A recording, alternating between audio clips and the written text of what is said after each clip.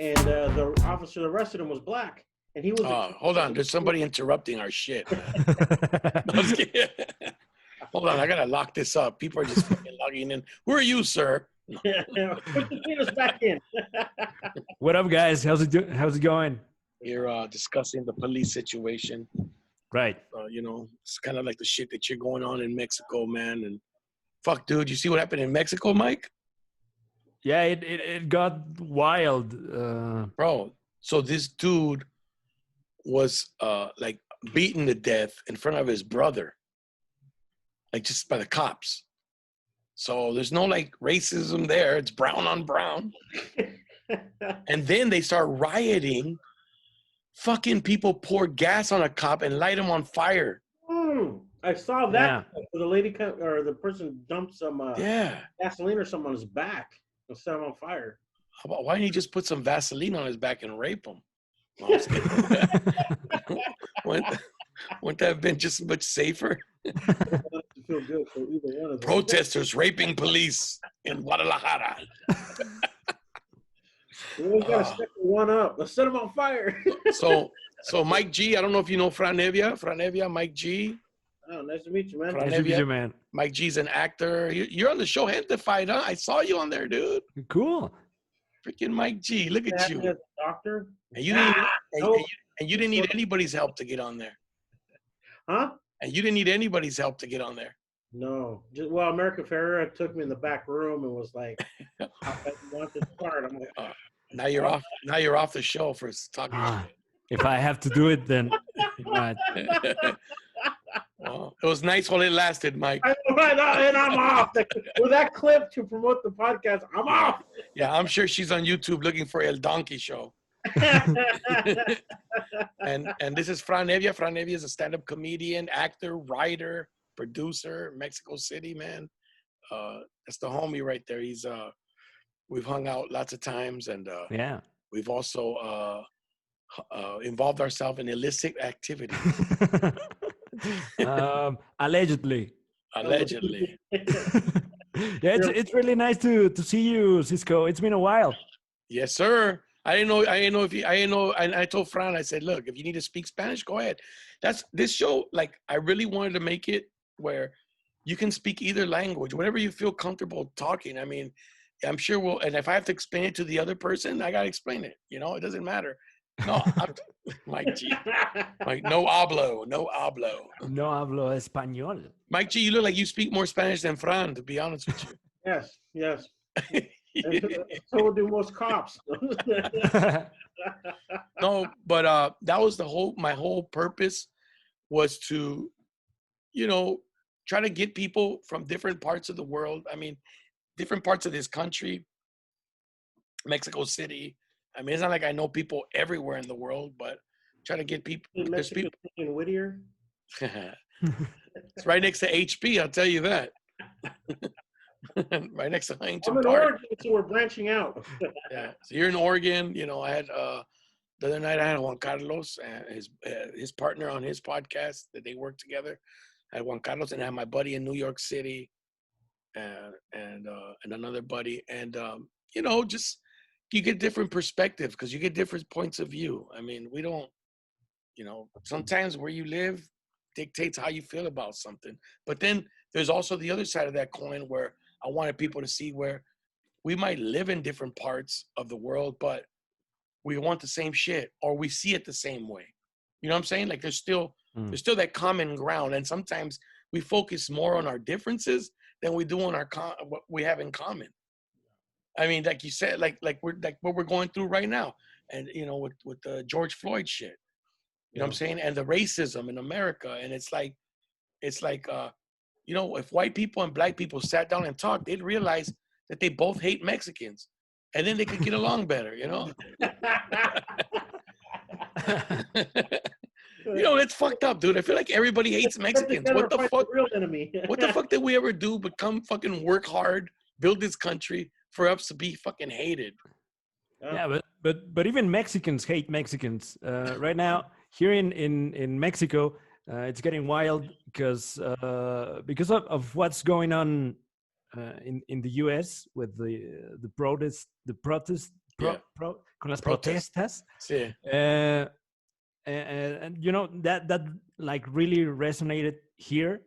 And there's since last week we've seen a couple of uprisings, but we're in a very particular political moment right now because we just got a really new regime we've never had, like kind of socialist, and it's already gotten political. So you really cannot know if what we have in Mexico are really protests of people going out of their houses to go on and protest, or if it's just a political group that is trying to It's like here the people, there's the protesters, and then you have the opportunists. Yeah. Who, you know, they take, you know, son oportunistas. They go out there and they see opportunity to loot and riot. They don't give a fuck about the protest. They don't give a fuck about human rights. They don't give a fuck about what's going on. By the way, Fran, you disappoint me, dude, because you lived in England for like 2 years. I thought you'd come on here speaking the Queen's English, and you speak like you're from East LA and shit. I'm just kidding. Man. That's pretty good. There. I thought you were gonna be like, well, as far as I know, the people in Guadalajara are very upset because of the bloody police. No, but the thing here is that the I don't know how to call them, those political groups. Yeah. They rose before people started doing it. So our protests are like tainted right now. So it's kind of, the protests are tainted. Yeah, because of the riots came before the protests. Oh shit! So, oh fuck! Oh, so now they just got a cause now. Yeah. So now you piss the government off, and then you're like, wait, we want to do peaceful protest. What the fuck, dude? That's just to loot, but then now it's like, yeah, George. Yeah, so it got really violent really quick. So now people don't know if Take it the seriously. protest should go on or if everybody should stay. It's like home. Stores are empty. Maybe we should start protesting. So how about like in Oregon, dude? Like how is it in Oregon? Because I thought I saw in Portland. I thought Portland got kind of crazy. Portland's getting a little crazy here. I'm in Salem, which is about 30 miles south. Yeah. Of Portland, and they try to have a protest, but it was no riots, no nothing. 90% white people. I think they had like the one black family in the community come out and I saw that. White skaters, dude, just smashing windows.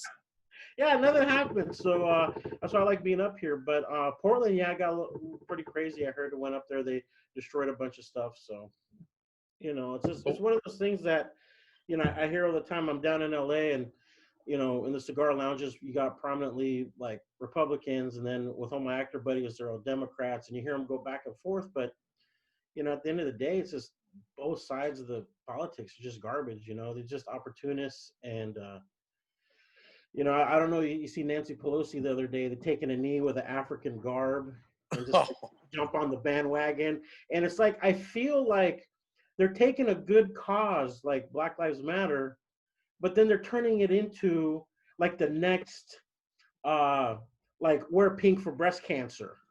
Yeah. Or, you know, the LGBTQ, or it's just like, or like the environment. They're turning it into, oh, this is a cool thing now. We're all for it. And then you're seeing businesses and companies. You're seeing like, what is it? The one that delivers the food, Uber Eats or Grubhub or Uber Eats. Now they're like, yeah, they're jumping on board. They're advertising, oh, free delivery for Black businesses. See, we're down, we're cool. And it's just, it just takes away from the message, you know? Yeah, I kind of felt the same way when I mean, we're losing sight of what's important. Yeah. And what's important is to, you know, like to end the, you know, I mean, come on, dude. There's no secret that police have beaten on people of color for forever, dude. I mean, look, even Latinos, the Zoot Suit riots back in the, you know, back in one of the 50s, 40s, when they beat up a bunch of Chicanos in East LA, man, for dressing in their Zoot Suits, just beat the shit out of them. you know, trying to take the women. The sailors would go in there, sailors from the Navy, and fucking start shit, you know. So I mean, it's not nothing new, but we can't lose sight of the fact. Plus, then there's the people who, like we said, opportunists who now want to go into a store and start shit. Yeah. Like just start shit because, oh, you're fucking discriminating. And I'm not talking about black people. I'm talking about Latinos, black. Like they go in a store and they fucking complain now about everything. And they think like, well, I'm protected because of what's going on. No, dude, come on. That's not what this is about. It's not what this is about. So, you know, I don't know. See, in Mexico, it's hard because it's not a racial thing. It's just the people, the poor people are fucking tired of not having enough money. And they have zero infrastructure there for them. Period. The government just doesn't take care of them. You're fucked. Your best thing is to cross the border, do something else illegal, or I mean, there's not a lot of opportunity in Mexico, you know, for for the downright poor that are you're just at the bottom. How are you going to ever come up? You know, you're stuck. Well, I spoke about this, I think, the other day, and I was like, you know, if you think about it, if you put everything in perspective, you know, black people, you know, people always say, well, why didn't black people come out and say this shit before? Or why is there no documentation of it? Well, dude, I don't know if people got the memo, but black people were not allowed to read or write back in the day. So who the fuck was going to write about it? The very few who could read or write lived in the house. And we know what black people thought about them. You know what I'm saying? Same thing's going on in Mexico, dude. The people don't have an education. They fucking keep the education. The only way you get an education if you live in the city. Like, you're from the city, right, Fran? So, Yep. So in the major cities, yeah, you have the universities, really good schools. But the people growing up in rural areas, fuck, by the time they can walk, they got to help out and work. School, like, because my mom's from a rural area in Sinaloa. I know, I've been there. Kids fucking don't go to school. Like, they drop out like 3rd grade, 4th grade, if that. And they're like, fuck it, I'm going to work. I need to make money because I need to help my mom and my dad because we don't have enough to eat, you know, and shit like that. So, you know, it's a fucked up situation, man. What I was going to say too is, you know, for years, my mom up here in Oregon worked for the elementary schools, and they started doing the bilingual program. And at first I thought, you know, this is great for all the new kids and families coming up. They don't speak English. Yeah. This helps them, you know, they have a whole bilingual program. But because like when my parents, you know, were up here and stuff, they had, you know, they're coming from a family that only speaks Spanish. Yeah. Then you were just totally immersed in English. They had to learn quick, but they learned it. And what later found out is that the white kids, black kids, all the other races of kids were learning Spanish, but they already knew English because they're going home speaking English. Yeah. Whereas where all the Mexicanos, they regressed. Yeah. Because they go to school and speak Spanish, go home and speak Spanish. They're not getting any English in. And it's funny because you find out who was funding this whole program, and they're like demanding it and pushing really, really hard for it. And it was all the broadcast stations. It was Univision, Telemundo, and all that. Because at the end of the day, at least my theory anyway, is if you have a second generation of family members watching TV, you're going to be watching all the shows like Sábado Gigante and all that kind of stuff. But if the kids learn English, they're not going to want to watch Spanish channel. They're going to watch all the other shows. So how do you keep them from doing that? You keep them from not learning English. And it's just like, it's bullshit like that I see all the time. Yeah. Happens to people, you know, it's just, I don't know, man. It hinders their growth. Yeah. And their assimilation into society. Look, man, I'm all for keeping your culture, dude. I'm all about that. I think like I think the Mexican culture, I mean, fuck, what else am I gonna say?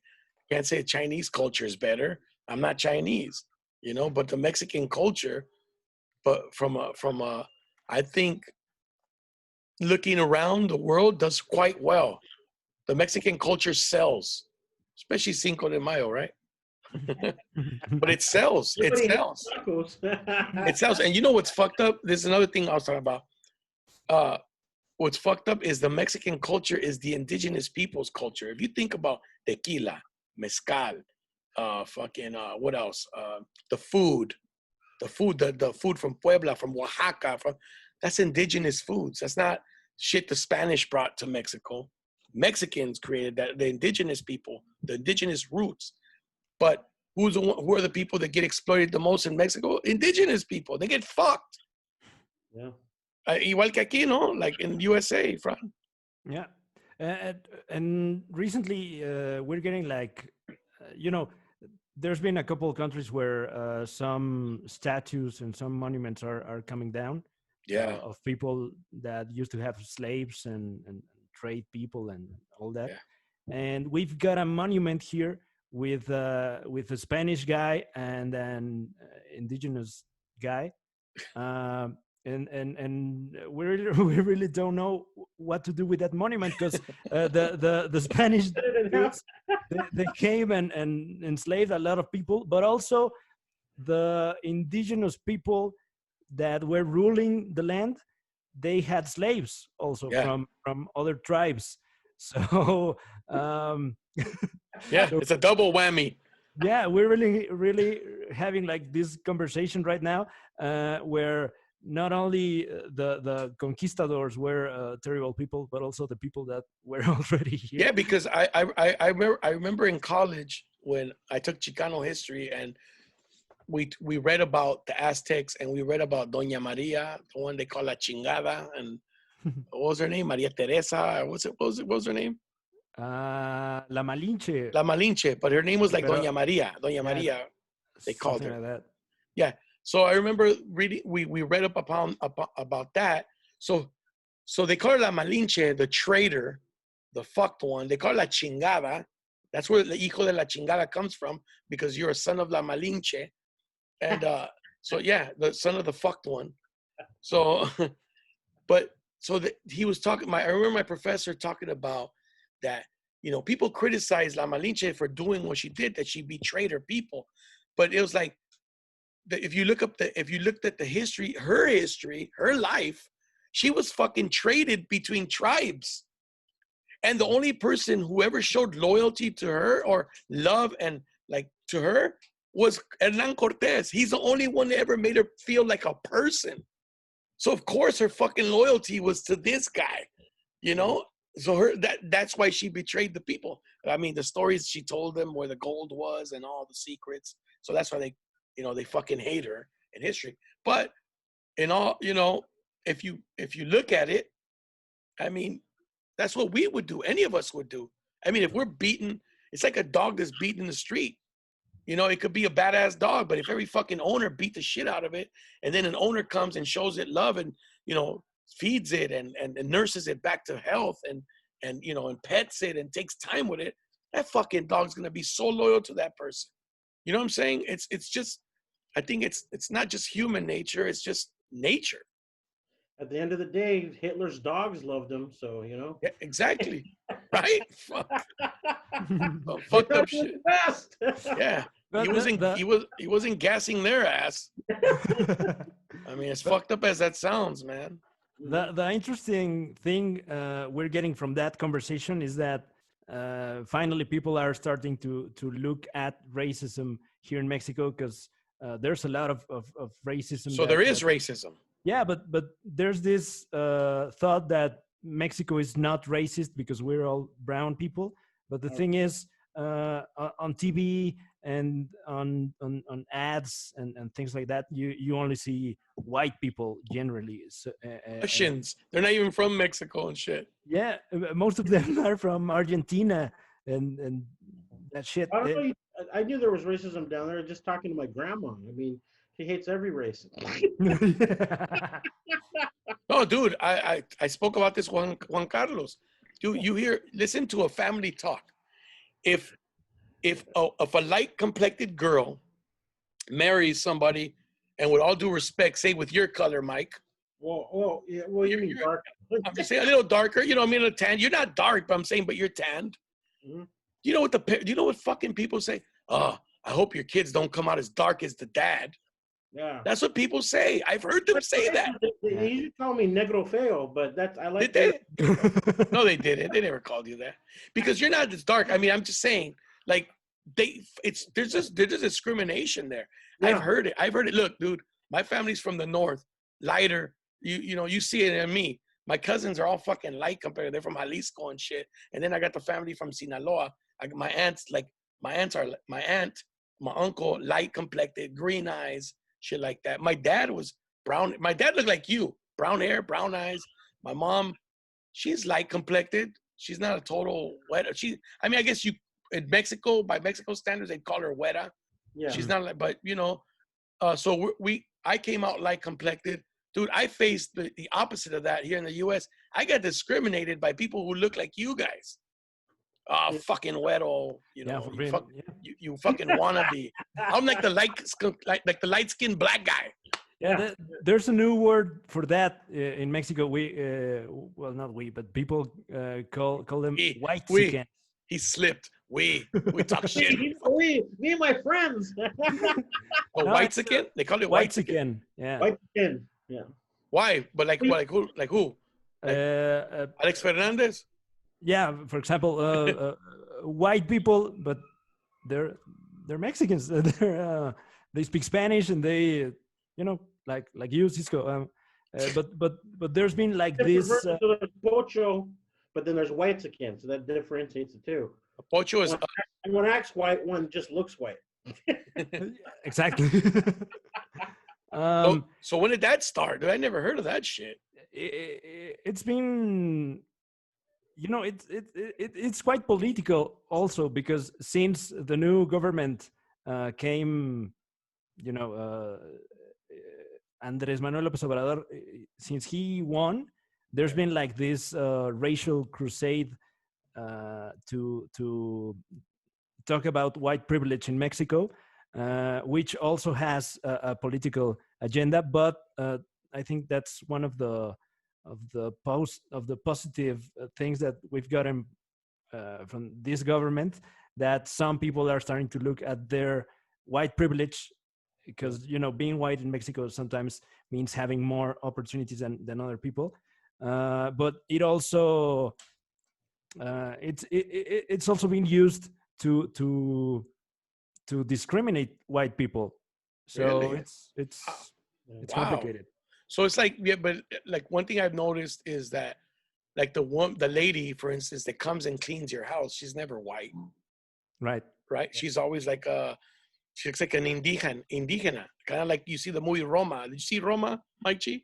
Yeah. So kind of like, I mean, they don't all look like that, but I'm saying like because that girl was that girl's like straight up indigenous looking.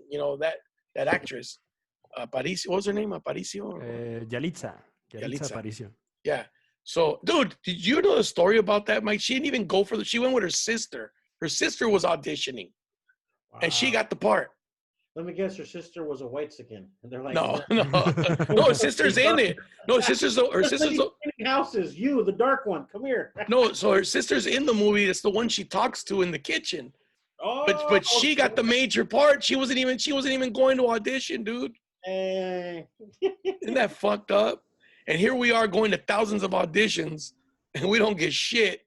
Oh man, we gotta go. That's the secret. You gotta go with a buddy and just say, "No, I'm not here to audition." Hey, but you do fit a description. Come here, man. We're just gonna start hanging up over at FX, the Mayans biker show. Just hang out in the lobby all day. I'm just here hanging. Bro, I feel the same. Look, Fran, I feel the same thing when I go to auditions, and they always say we want a Latino. I feel like they want somebody who looks like Mike, not like me. Yeah. Like serious shit. Like when they call me in, but there's a catch with you. They call me in. They're like, no, we want you to speak Spanish. Like yeah, ain't that the truth? Yeah, here's 3 pages of dialogue in English, translate it, and then those are your lines. Go. So did they make you speak any Spanish for Gentefied? No, it's all slang. They had me play a cholo, so it's all talking like I've never read a fucking book, Holmes. So really, to be a cholo, man, that's fucking. It. You just gotta know a few words here and there, Here's the thing about that show. It's a good show, bro. I'm a big Joaquin Cosio fan. I like him, man. Have you met him, Joaquin Cosio? Oh, he wasn't there. I was there for 4 days on set. for the series, but I didn't get a chance to meet him. I was looking for him. Yeah. For Don Neto. El cochiloco. El Cochiloco. From the movie, what was it? ¿Cómo se llama? El Infierno. El Infierno. Oh, dude, that's a badass movie. You gotta see that one. He's in it. Yeah, he's in it. Yeah, if you like Narcos. He's from Narcos, so. Yeah, well, he plays a narco in that one too. Yeah. But no, what I was saying, so I've seen him in a lot of movies, dude. He's been in a shitload of movies. But what I'm saying is, one of the things it kind of bugged me is that I know a lot of the actors on the show, and I don't know if this should bug me because it's stupid, but I feel like the show is trying to demonstrate gentrification going into the Latino community and the effects of gentrification. But then I know that a lot of the actors on there are hipsters and are part of that gentrification. Yeah. Right. You know what I'm saying? Well, here's a fun fact, and I may be wrong, but so it's a fun fake fact. But as far as I know, I'm the only one on the show that lived in East LA that had a speaking part. That's what I'm saying. Like the rest of them are like Silver Lake. Like when we were filming, I was like a block away from my house. Everyone else is they're nice homes, North Hollywood. They're everywhere else. I'm the only one that's like, yeah, I'm like 2 minutes from my house. So my thing, so it's stupid, but I mean, the average fan doesn't know this shit. I do, you know. But I know Carlos, I know Francisco. They're all on the show with you, man. Francisco Ramos, Carlos Santana, Santos. That's the homie right there, man. Shout out to Carlos, man. Maybe I'll probably get him on. I got his number. But cause I known him from comedy from way back. But I'm saying like, so I know some of the actors, and I'm like, this. I don't know. This kind of rubs me the wrong way. Like, yeah, like the show. I get the message of the show, but then like, you're the actor. You're kind of part of that problem. Yeah. You know what I'm saying? Like, does that make sense? Yeah, well, that's why in the show they try to make it neutral, but they're definitely, you know, it's I don't know, man. It's one of those things that, you know, I'm just happy that there's brown people on TV. Exactly. But it's one of those things that I noticed, and that, you know, you had a lot of the same people, the writers and producers and all that, from like Jane the Virgin and East Los High and Ugly Betty, and like, so like all the cool people in Hollywood that are Latinos doing stuff. This is like their baby right now. So it's going to have a lot of that extra progressive Latino messaging in there. And it may be a little bit too much for like the average Latino to really get behind. But, you know, it's still a start. I mean, I remember when we were filming the episode I was in where Carrie Martin, she not graffitis, but she does a mural of the two luchadors making out. And that was just a giant sticker on the side of the building. But like they did reactions, like the neighborhood were like with eyebrows looking at it and like, I don't know about this, and being a little bit homophobic. But in real life was worse. When they dropped the kids off from the bus and people driving by, they were angry. So I was like, yeah. So I mean, and I also know Laura Patalano. I got to work with her before. Yeah. She's a very talented lady, man. But what I'm saying is, what I'm trying to say is, there's a message in that show, but some of the actual people in the show or are working on the show are about that life that we're complaining about. Yeah. So like, how does that work? But isn't that with everything? You know? I'm just saying, I'm not, like I said, I'm not mad, dude. I'm glad that that's on. I'm glad that they're making money. I hope they make more, because it does open up doors. But I'm just trying to be in season 2, bro. Yeah, exactly. No. Absolutely, dude. No. I hope they make fucking 10 seasons, man. They need a white-looking Mexican. No, I hope they have 10 seasons, dude. We need and more shows. But what I'm trying to say is, like, you don't have to be successful and be about that life. Yeah. Like, I'm not mad at the successful, and I'm not mad, you know. I'm just like, and I'm not mad at all. I'm just saying I'm a little disappointed in the fact that there's a message, because it's a clear message, and Latinos really don't want to be gentrified. No. They really don't. Boyle Heights, they burned businesses down. They tried to open they tried to open an organic coffee shop. It got burned down, dude. Yeah, well, I remember they had they started building some condominiums there, and they went and stole all the lumber and all the supplies and the graffiti. They don't want them there, but like even me, I pay really cheap rent where I'm at right now, It's but gonna fuck your shit up. I'm starting to see those bird scooters. I'm like, oh, and I saw like a couple white joggers. I'm like, oh, hell no. So you see it transforming, and like towards like the plaza, the mariachi, you start to see the banners that say, the arts, the art district. I'm like, no, because all the prices raise up on shit, and it's So you got to go tag a gang, bro. yeah, you have all of LA. Stay the fuck away from the east side, please. I mean, that was one of the nicest things. It was all Latino businesses. And I remember making a joke, my brother would come visit or my cousins, and I'd be like, hey, we crossed the bridge from downtown. I'd be like, see if you can find a white or black person. And we drive from there all the way to my house. You wouldn't see just all Latinos, no Asians, no nothing. Wow. And now it's starting to, Boyle Heights is turning all hipster now, and East Los is next, so. See, that's not, yeah. So anyway, in Mexico City, it's funny because there's gentrification there. Like you could say La Colonia Roma got gentrified, right? Yeah, and the neighborhood I used to live in about 2 years ago. You moved from San Rafael? Yeah, I moved from. I moved to Narvarte a little bit. I know where it's at. To the south. That's where Horacio used to live, in that leaning apartment building. Yeah. I remember, dude, his fucking building was leaning. Dude, you'd go in his apartment, it was slanted. Not on purpose? No, it was fucking like sinking to one side. The building. It was, Tower of Pisa? bro, you could fucking put something on the floor and just roll down. Crazy shit.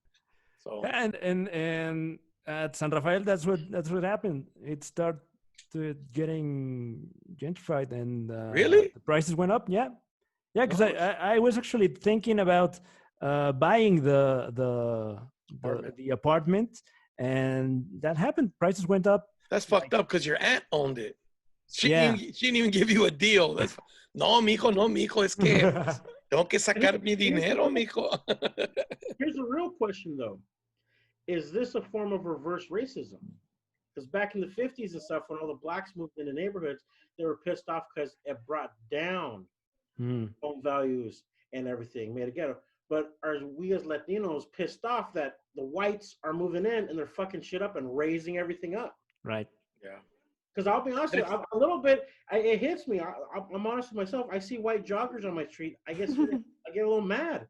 No, that's a conversation. Not being racist just because they're white and they're having a good time in the short shorts jogging. I'm like, I don't, that's a conversation I've had with people. Is that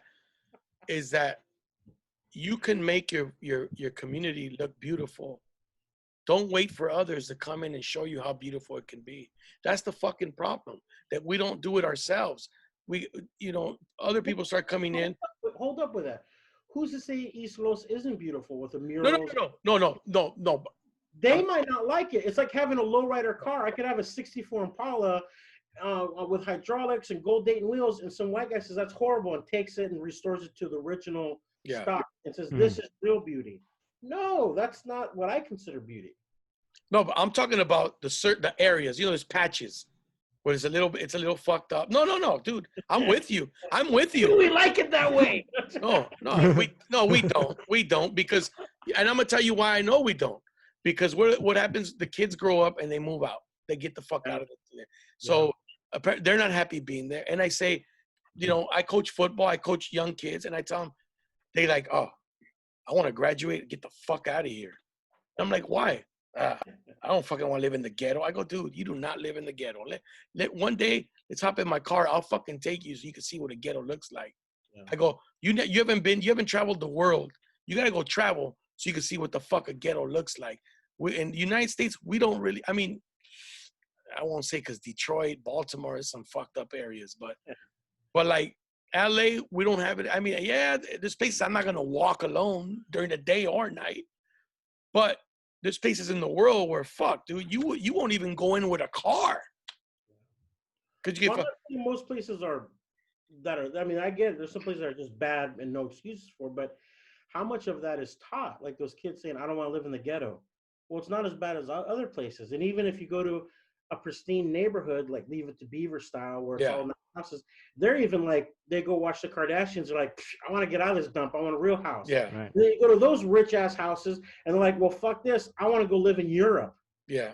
And then you go to Europe, and Europe's like, no, I want to go live in the United States. So it's just. No, absolutely. But that's what I'm saying. Like, but the kids I talk to, they're like, I want to get. I go, no, dude. Why do you go? You don't have to move away to have a nice community. Create your community into what you want it to be. Because what happens if you don't do it, developers will do it, gentrification will do it. They'll come in and you'll be like, fuck. I never saw my community like, I never thought it could look like this. So it took these motherfuckers to come in and show you what they could do with your community. See, that's the problem. We can create it. Now, Fran, on the other hand, where he used to live, like right up the street, was like the original fucking union, like actors union building. Oh, right. Like theater too, like a couple of theaters that were like like Broadway theaters, like back in the day, like the fucking big shit. I mean, he lived like an arts district almost, right? Yeah, kind of, the thing is, it got neglected. Yeah. And now it started to get gentrified and all redeveloped. Yeah, all those spaces are starting to get look nicer. Aprovechados. ¿Se están aprovechando? No, they're being used again. So so they're being like, yeah, they're being revitalized. Yeah. And like, you know, and they're turning them into new, like making them look like new. So it's getting nicer, but there's a lot of people that cannot afford their rent going up, so they have to go to another neighborhood. That's gentrification, my friend. Yeah. That's how they get you out of there. You know, like, you know what I'm saying? Well, it's like the old saying. It's like the old saying, bro. It's like the old saying. Show me a husband who won't, and I'll show you a neighbor that will. And that's the same. That's what gentrification's all about, dude. You know, if you don't take advantage of what you have, and dude, those fucking homes in Boyle Heights and East LA, beautiful homes, old school. I love it with the porch and the fucking, oh man, it's beautiful. I love it, man. What's funny is you go out there to the top of the hills, all those the top hill parts, those are all bought by people with money. They're all redone. But you go towards the bottom, they're all shitty still. So they're already been buying up all the really nice, pristine real estate that has the whole view of downtown LA. And they've already, one developer bought like 6 houses in a row. Yeah, and they overpay a little bit, but or they take advantage of somebody. Yeah. And this is the time it happens, bro. The economy starts to fall. People can't go to work. They can't pay the mortgage. They get a lot of money for those shitty little houses.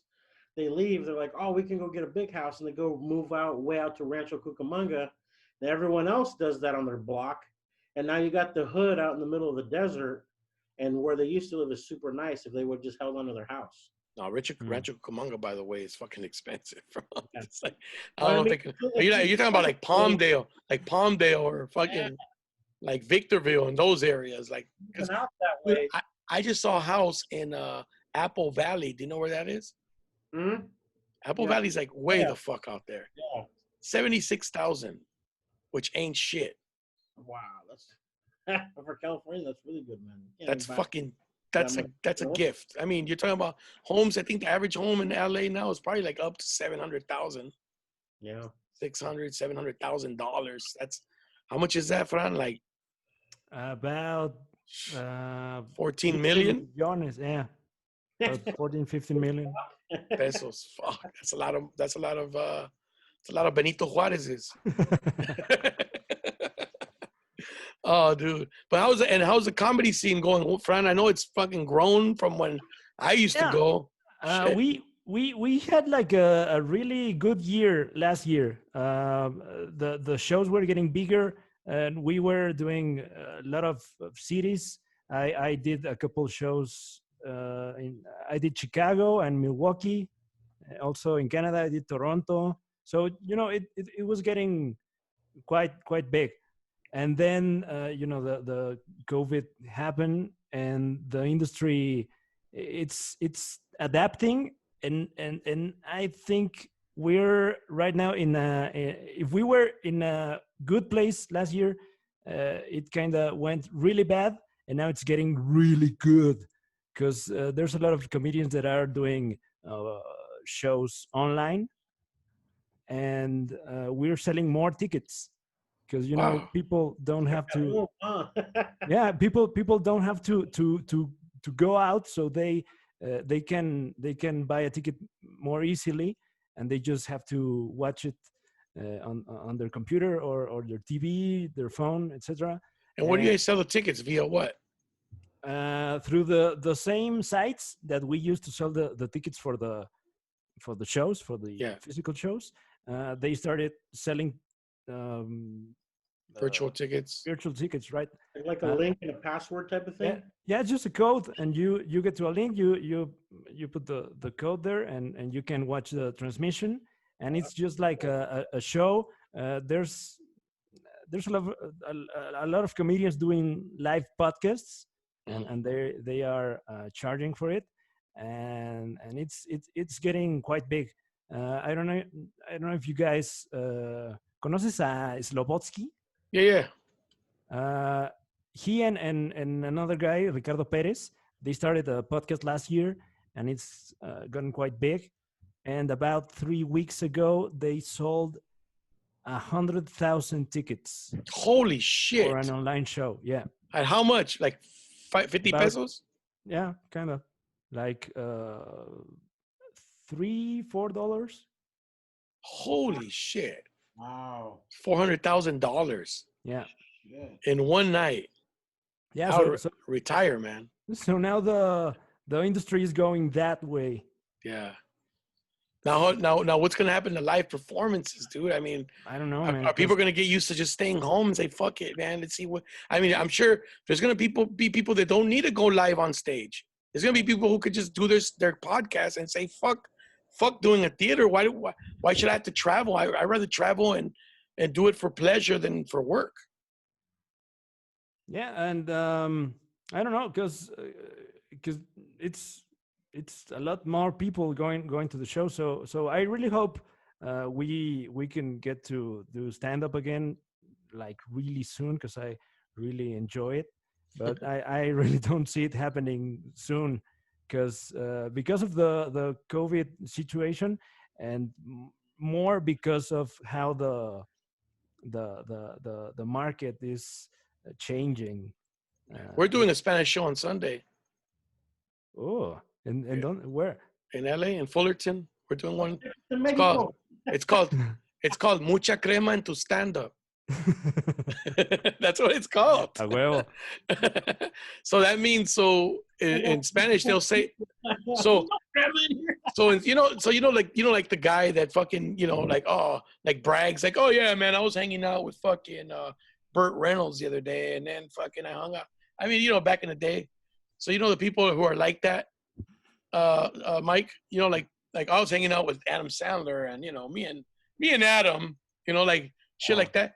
And you're like, oh, this guy's full of shit. Well, in Spanish, they have a saying called "Le echas mucha crema a tus tacos." Like, you're fucking exaggerating, dude. Like, you don't fucking know Adam Sandler. So we named the show called Mucha Crema and your stand-up. Like you're exaggerating, or it's a. That's good to know, because I would have ordered it thinking it was a totally different type of crema, and I was like, "Where's the ladies? What's going on here? Adult content." Mucha Jergens and your wiener. That should be a new saying, dude. Estás exagerando. Y mucho Jergens en tu wiener. You don't need that much Jergens. Hey, ladies, out there for the record, I don't need that. Oh, and you know what's funny is that that's a saying, right? You're fucking jerking me off over here. Like who says shit like that? Like, this guy's fucking jerking me off. Like who invented that saying, dude? I mean, Italians probably, but why would you say that? Nah, but in Spanish it does translate, right? Me la estás jalando, güey.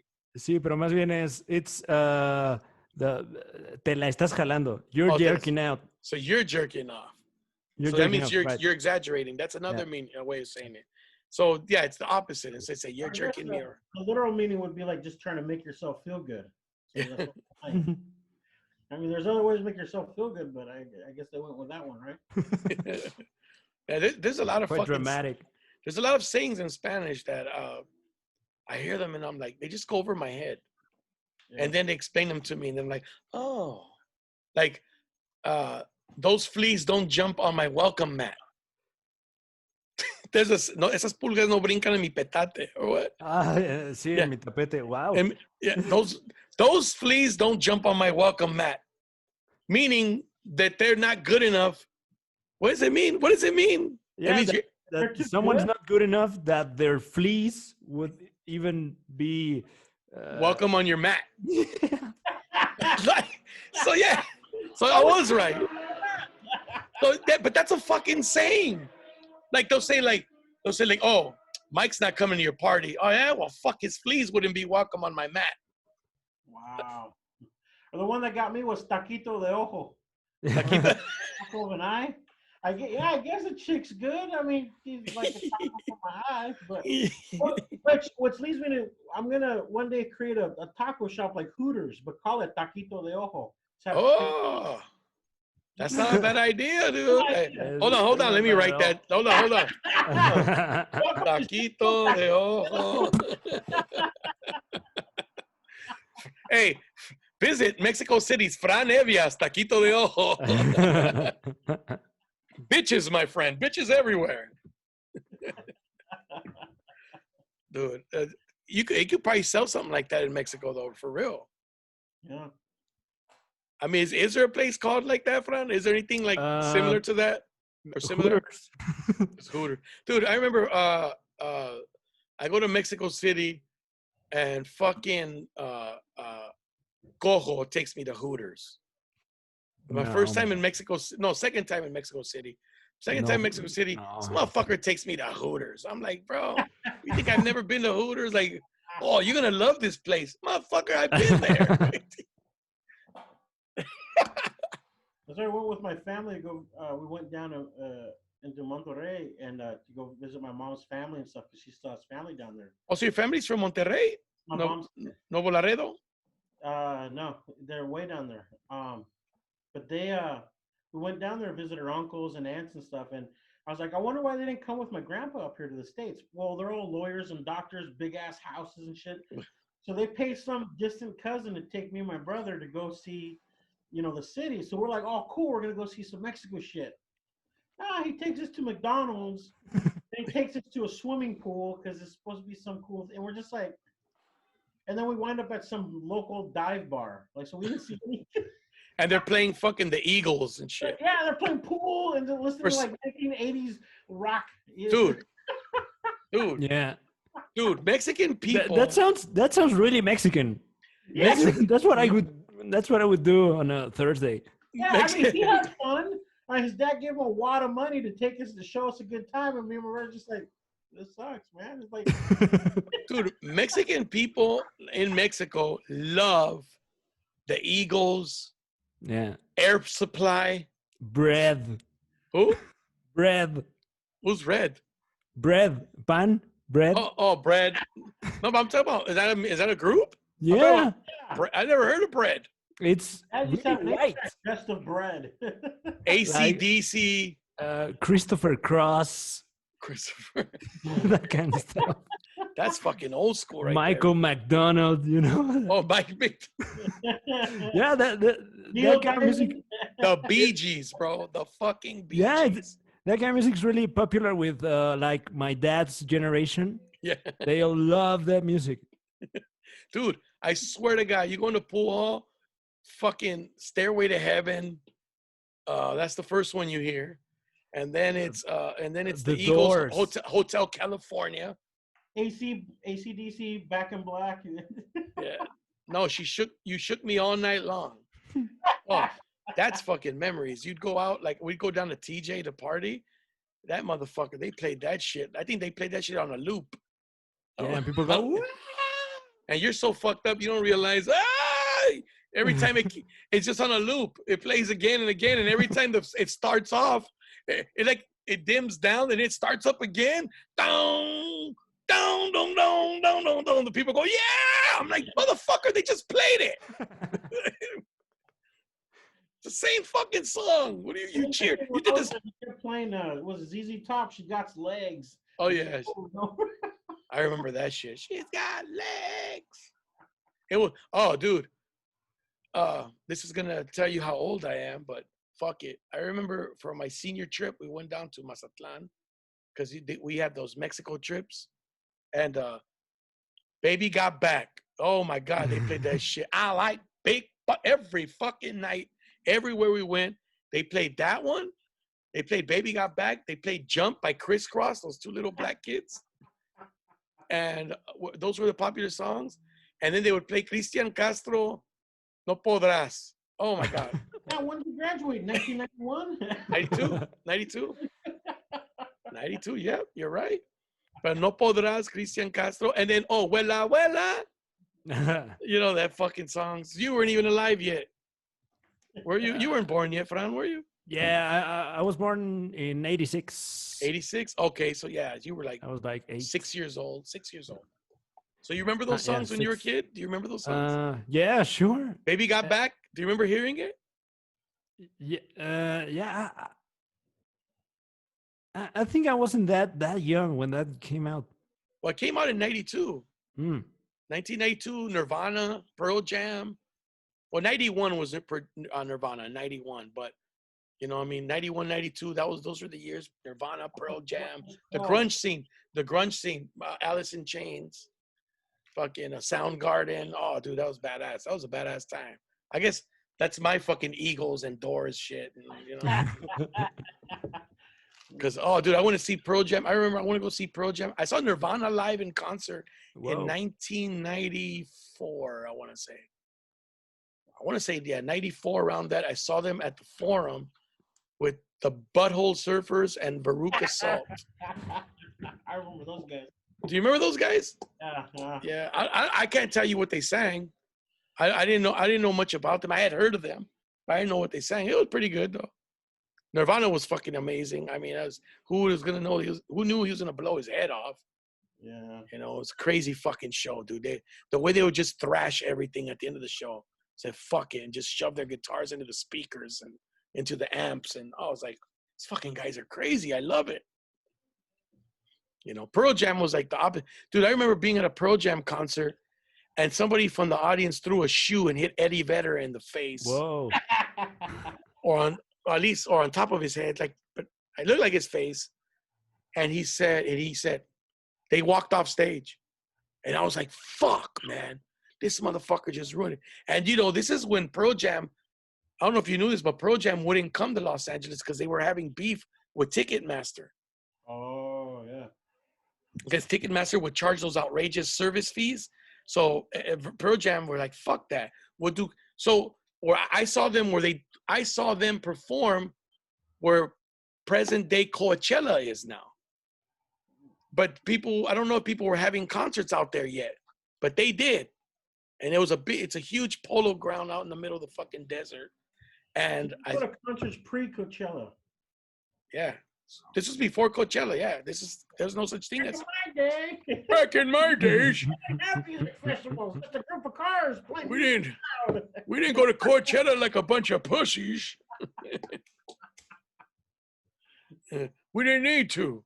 No, I saw Pearl Jam twice. I saw them at the San Diego Sports Arena once, and the Coachella at the Polo Grounds, and yeah, they fucking hit him, dude. And I remember him doing some creepy shit. He picked up the shoe. They came back on stage. He picks up the shoe.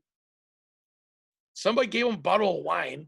He poured the wine into the shoe and drank out of it. And it was like a Converse All-Star, Chuck Taylor, no top. So you know that shit reeked, man. I guess he figured the alcohol fucking sanitized it. I don't know, dude. That's disgusting. Now with wine, that's like what, like 20 proof? You know, Escalante, the one you had in this show recently. We went to a concert of this guy. He's like a DJ. He's called Silverio. and he gets like really wild. He takes off his clothes and starts yelling insults to the people, and people start throwing things, and someone threw a shoe, and he poured his what was it, beer on in the shoe, and then Escalante drank that beer. Oh, I'm glad he uses his own microphone. That's disgusting. I couldn't see I don't give a fuck how much acid you give me. I ain't doing shit like that. He loves it, man. He likes taking out his clothes. People there's people. I guess everything's been done. It's like now we're at a point where like, fuck it, man. I'm gonna get naked and drink alcohol out of people's shoes. You know, like what's next? Let it run down their back, down their butt crack, and into your mouth. Come on, Fran, be a sport. Mira, le voy a contar esa idea. I saw you. You showered when I picked you up, so I know you're clean. Come on. Sounds like a good stunt. I'll put my mouth underneath. Just let it run. Let it drip off your balls and just fall in my mouth. It's not gay. I'm not fucking putting my tongue on you.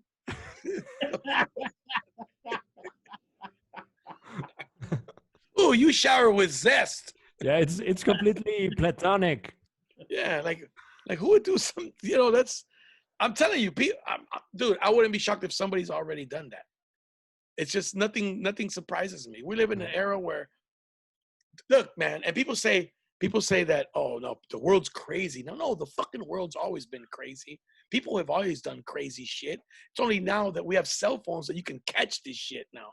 You can record it, you can film it, you can share it right away. Before, you had to fucking mail it to your friend, and it took like 3 weeks to get there. And then the envelope was all torn and wrinkled and stepped on and shit. Or just tell people about it and then they don't believe you. Yeah. Mucha crema en tus tacos, güey. Like, what would be a proper situation where you would say that, Fran? Le echas mucha crema a tus tacos. Yeah. Like, what would somebody be talking about? You're like, oh, guys. Like bragging maybe about money. That's where you usually use it. And you know that fool's broke. You know he's fucking broke as shit. Yeah. He's like, le echas. And you would tell him, like, personally, le echas muchas crema en tus tacos, güey. Yeah, but it's more commonly used, you know, between people that are talking about someone else. Okay, it's talking shit behind their back. Yeah. So you're like, le echa mucha crema a tus tacos. I'm gonna Americanize the saying. I'm gonna pretend I invented it. Next time I'm at a cigar lounge, someone's bragging. I bet, man, that fool's always adding extra sour cream on his taco.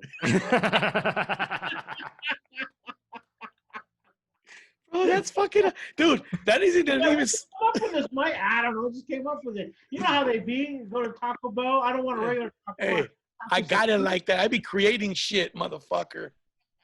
This guy always adding extra. And I love how you added the sour. Like, sour. You didn't just say cream. You said the sour cream. Like, this guy's always adding sour cream to his tacos. That's totally stealing that. Dude, makes t-shirts. Yeah.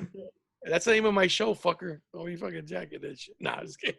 Yeah, or website, MikeGPremiumCigars.com.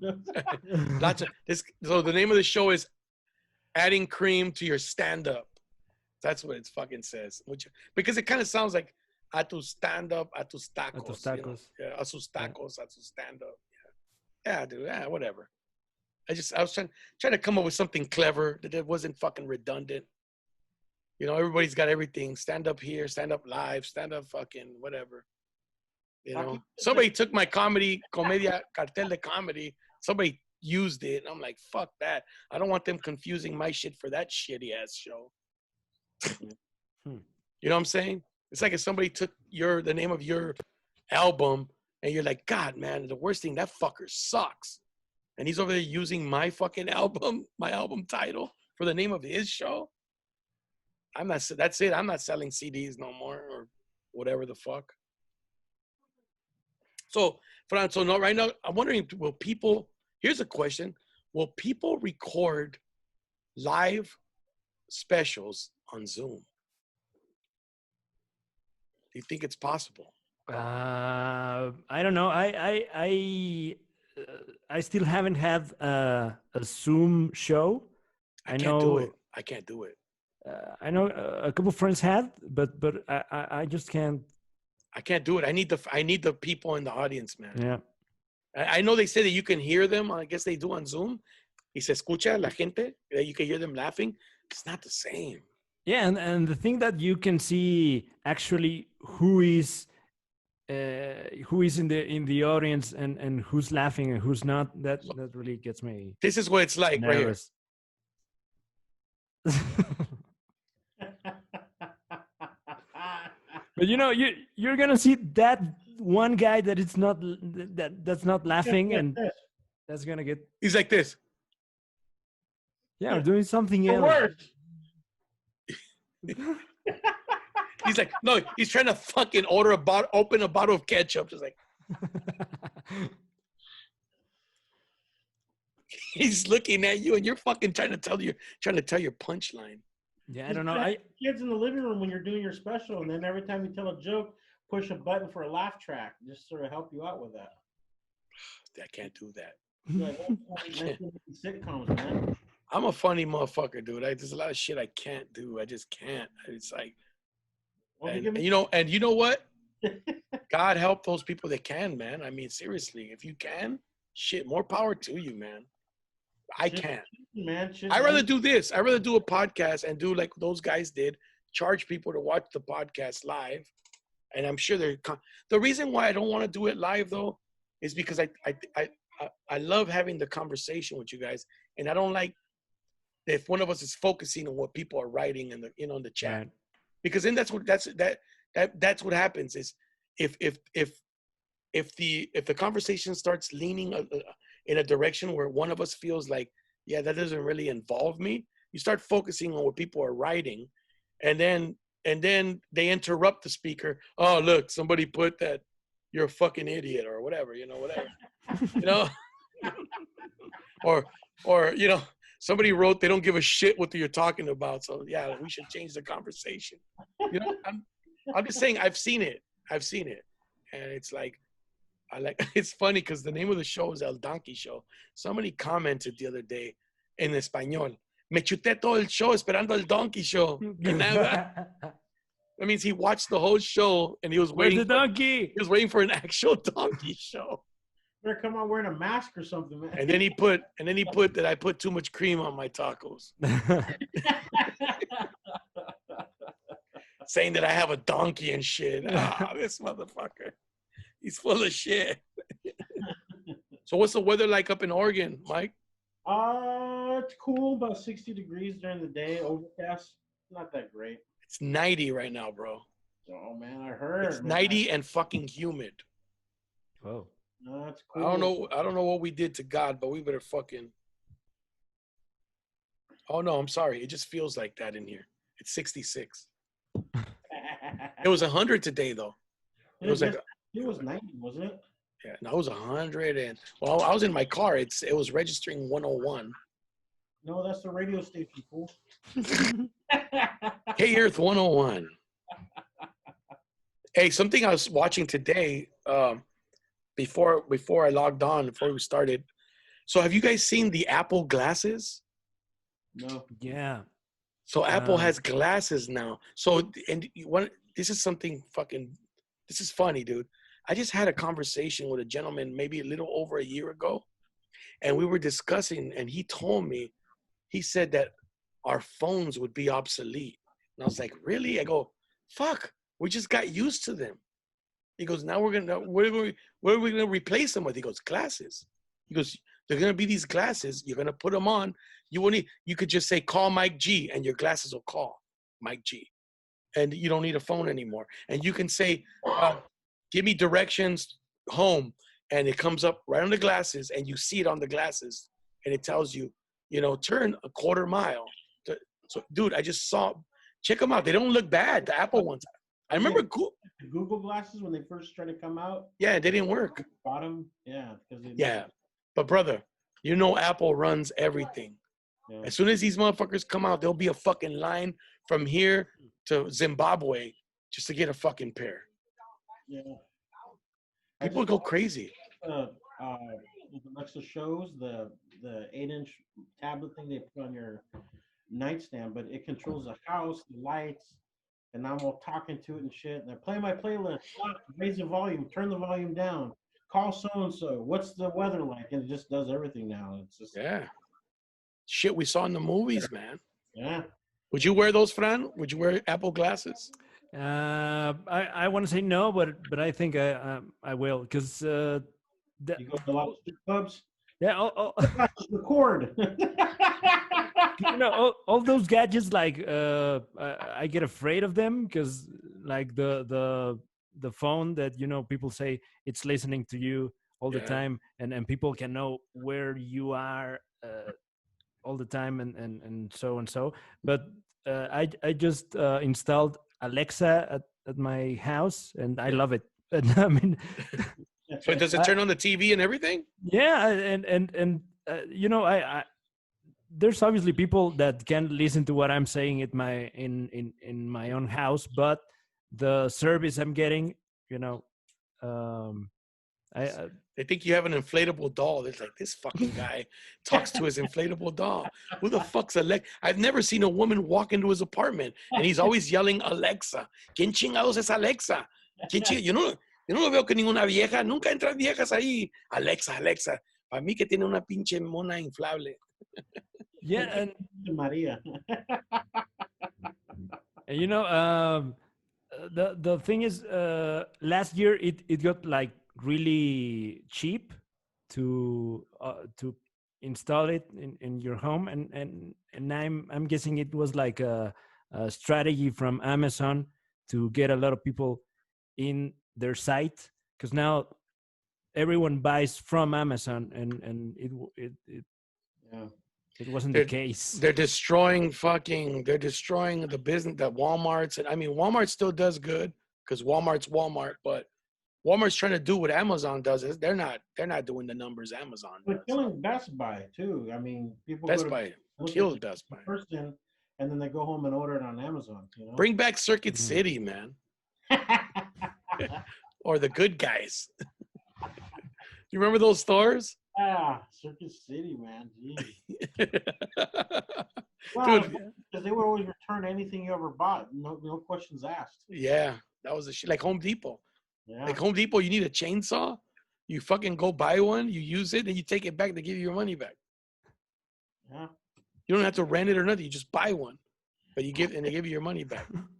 Dude, Mexico City, you know what we would trip out on? We were in I don't know if I was with you, Fran, but we were driving around. I don't remember what we were looking for, and we ended up at a Blockbuster Video. All right. And there was a Woolworth next door. That was back in time, man. No, this was fucking a couple years ago. Yeah, the Woolworth, the Woolworth still exists.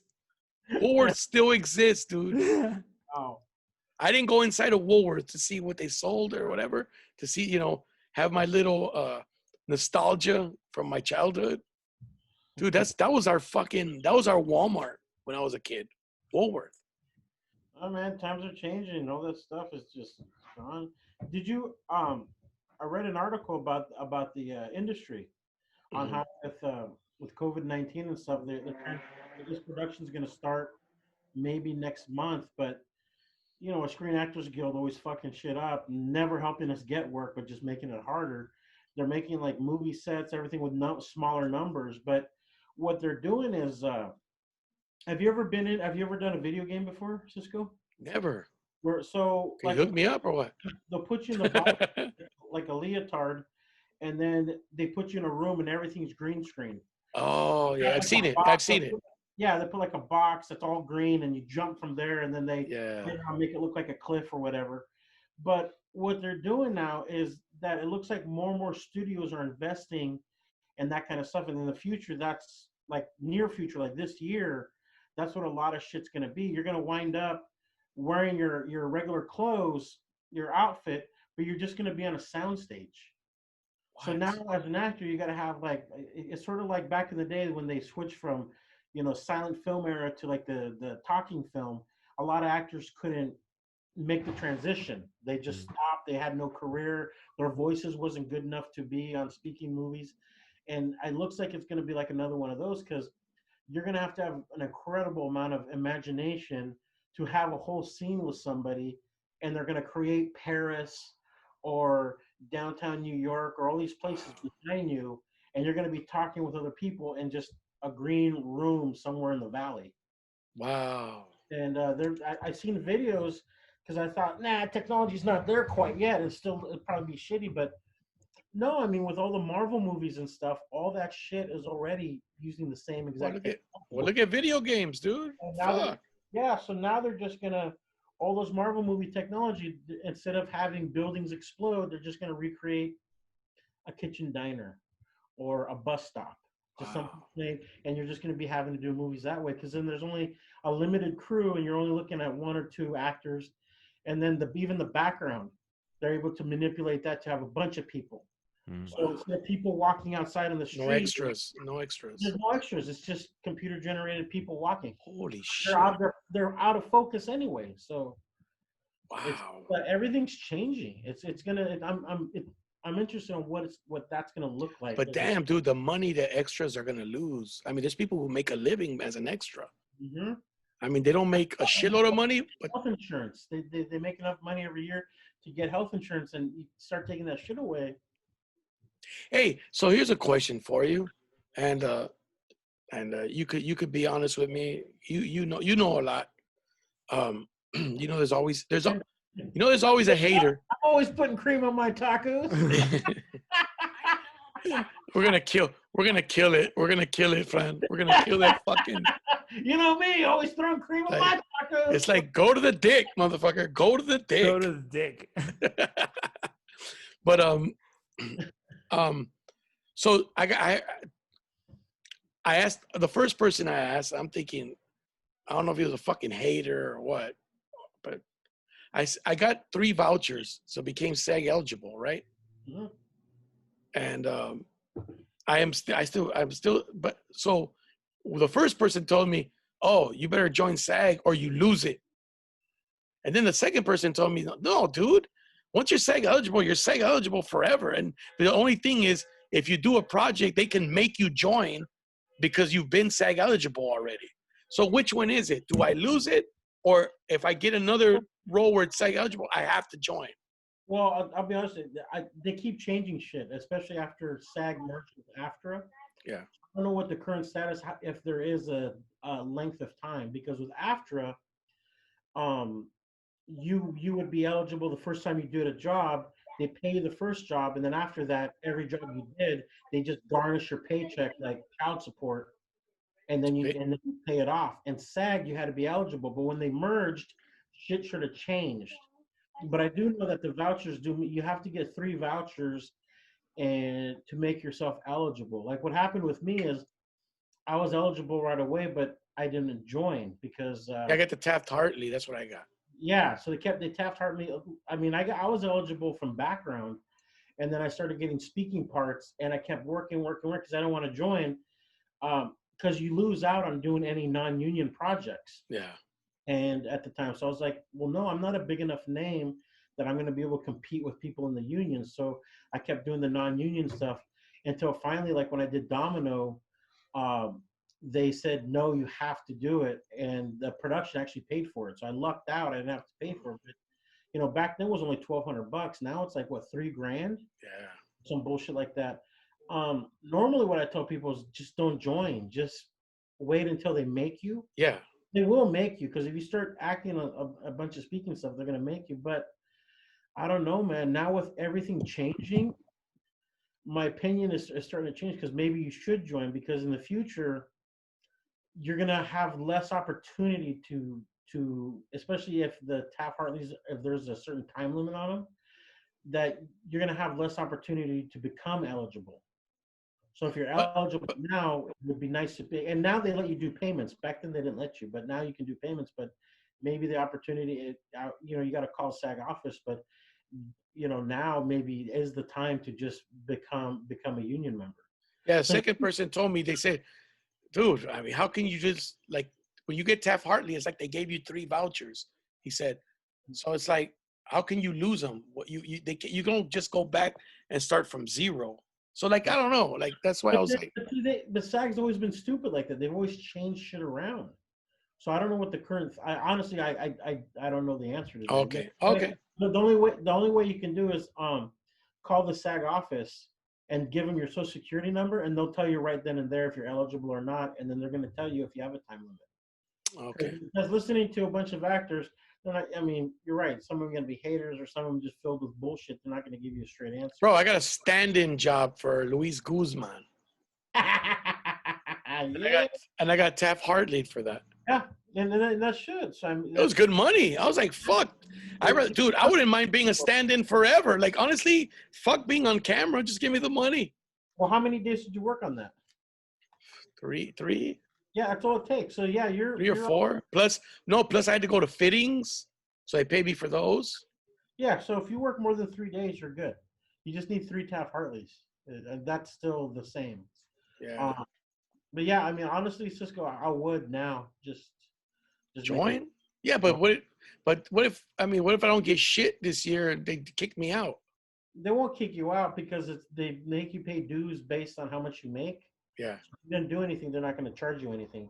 And if you still want to do non-union work, you can just apply. What is it called? It's called I forget the term, but basically you lose your right to vote in any elections for Screen Actors Guild, but you can work all the non-union work you want to do. So. Oh, no shit. So they're being a little more lenient on that? Well, they've always been that way, but they just take your vote away. But you can still work non-union stuff, but you can always change that. Financial Court, that's the name of it, yeah. So, Fran, in Mexico City, you guys have a union? Like, you're a writer. You're a writer. Are you a member of that? Yeah, I'm a member of the Writers Union and the Actors Union, but they're quite small, both of them. They used to be big when the TV companies were big, but once YouTube and all those technologies started to gather more people, the unions they lost their power. Yeah, they became quite irrelevant. So you don't have to join the unions anymore, and you can be a successful actor, actress. Once you start doing movies, you have to join. Oh, okay. But if you're doing like live TV or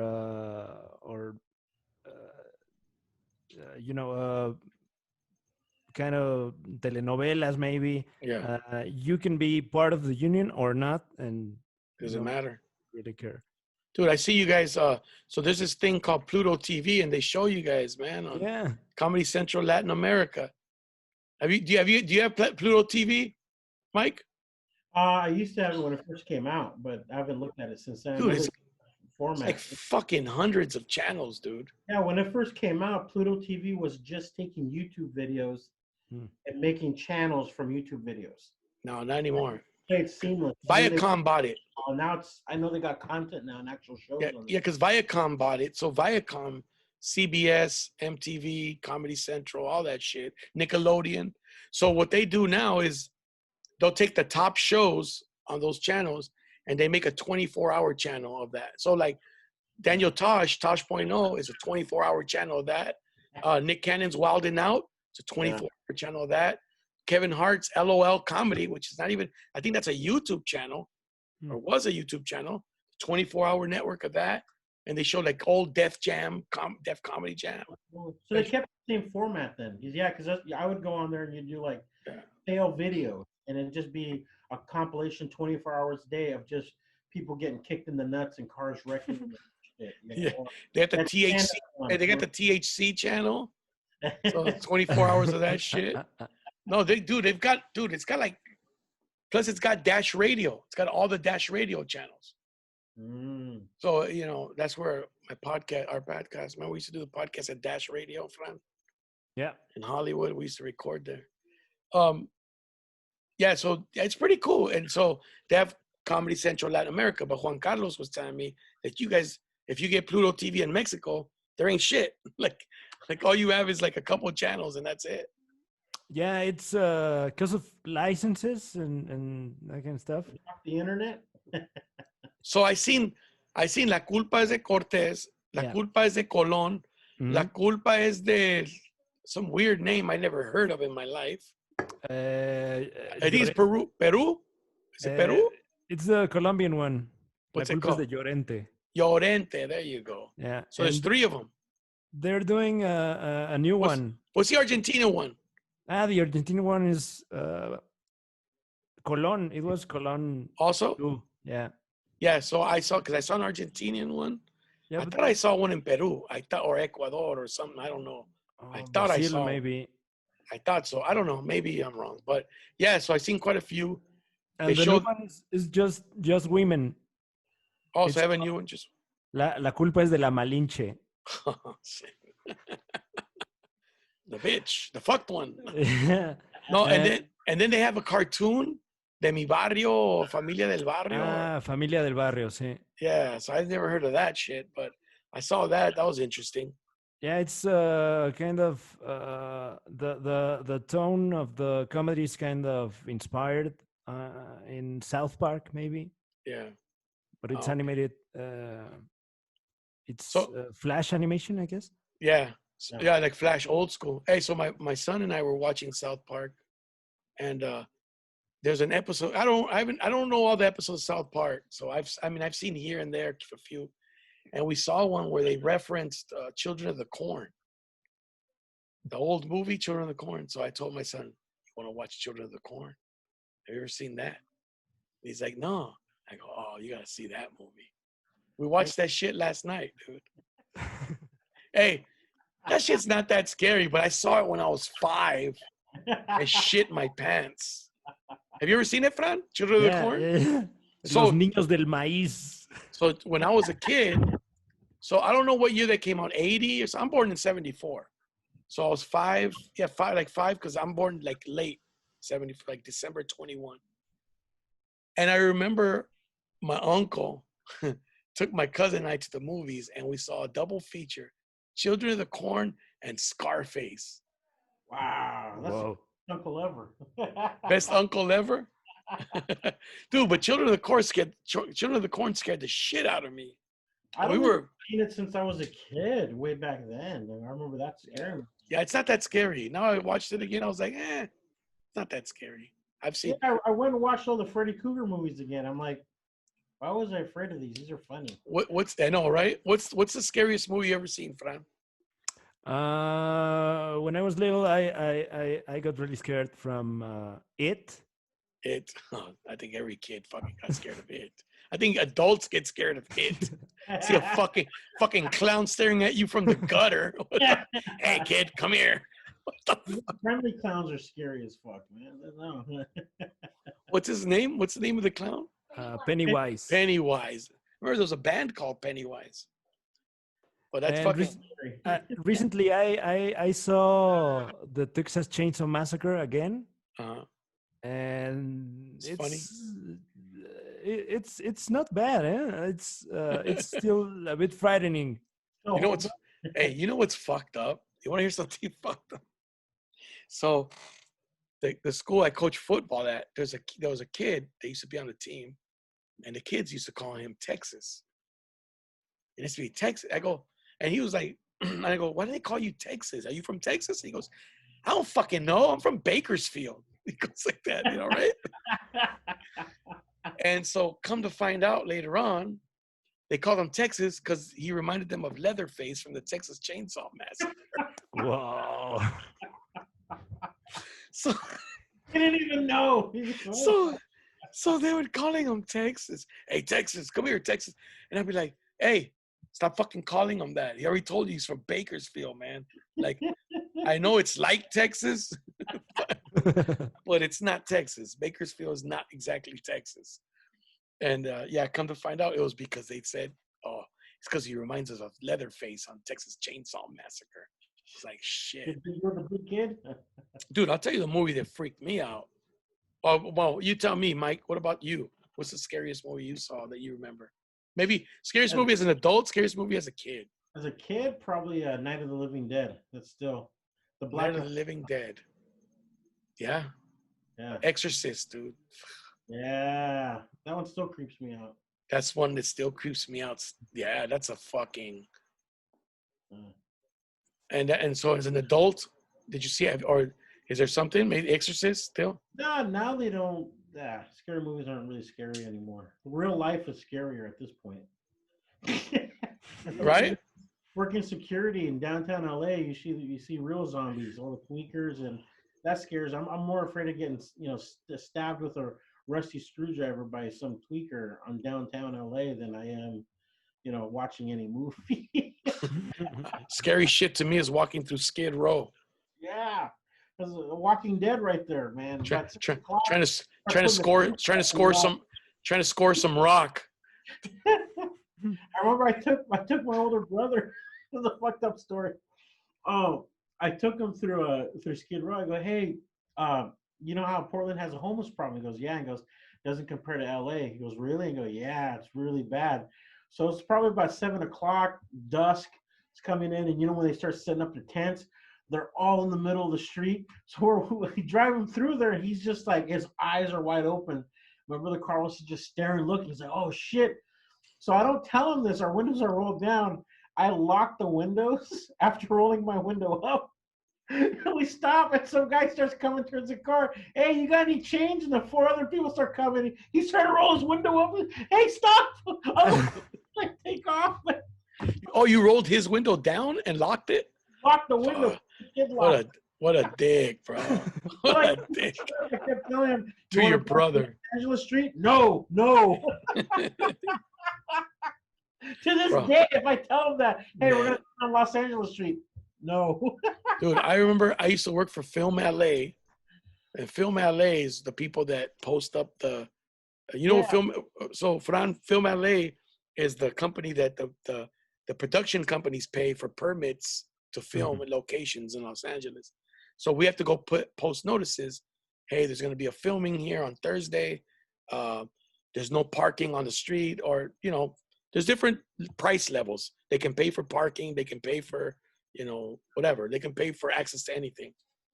So I remember I had to go post it in Skid Row in that area.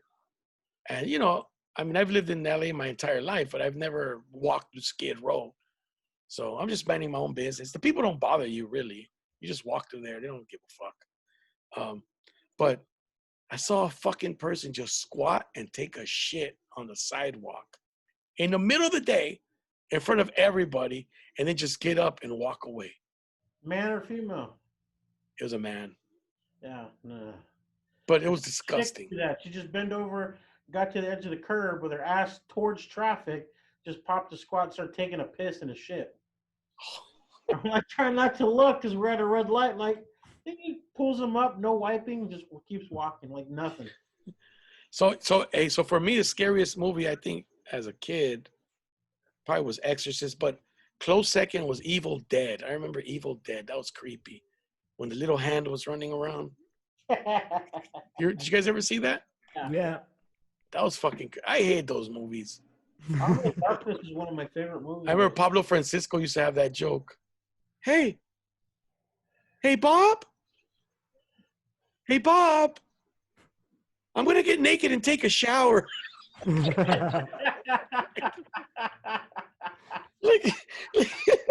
like they would announce what they're gonna do. Like only white people would do shit. Like, is that you? I'm gonna get naked and take a shower. Like, what the fuck? Like, announcing it. If there's somebody in there, you just told them you're getting naked and taking a shower. That was the worst way to be attacked, taking a shower. Oh, dude, right? Fuck, man. Dude, I've thought about free floor. Soap in their eye. I mean, it's just. I've often thought about when I'm taking a shower and if an earthquake struck. Yeah. Like, we live. Well, Fran, you live in you've had a couple over the last decade. Yeah. I used to date a friend. She's now a friend, and when we had that. No, that's just perfect. When we I date my enemy. Well, it happens sometimes. God damn it.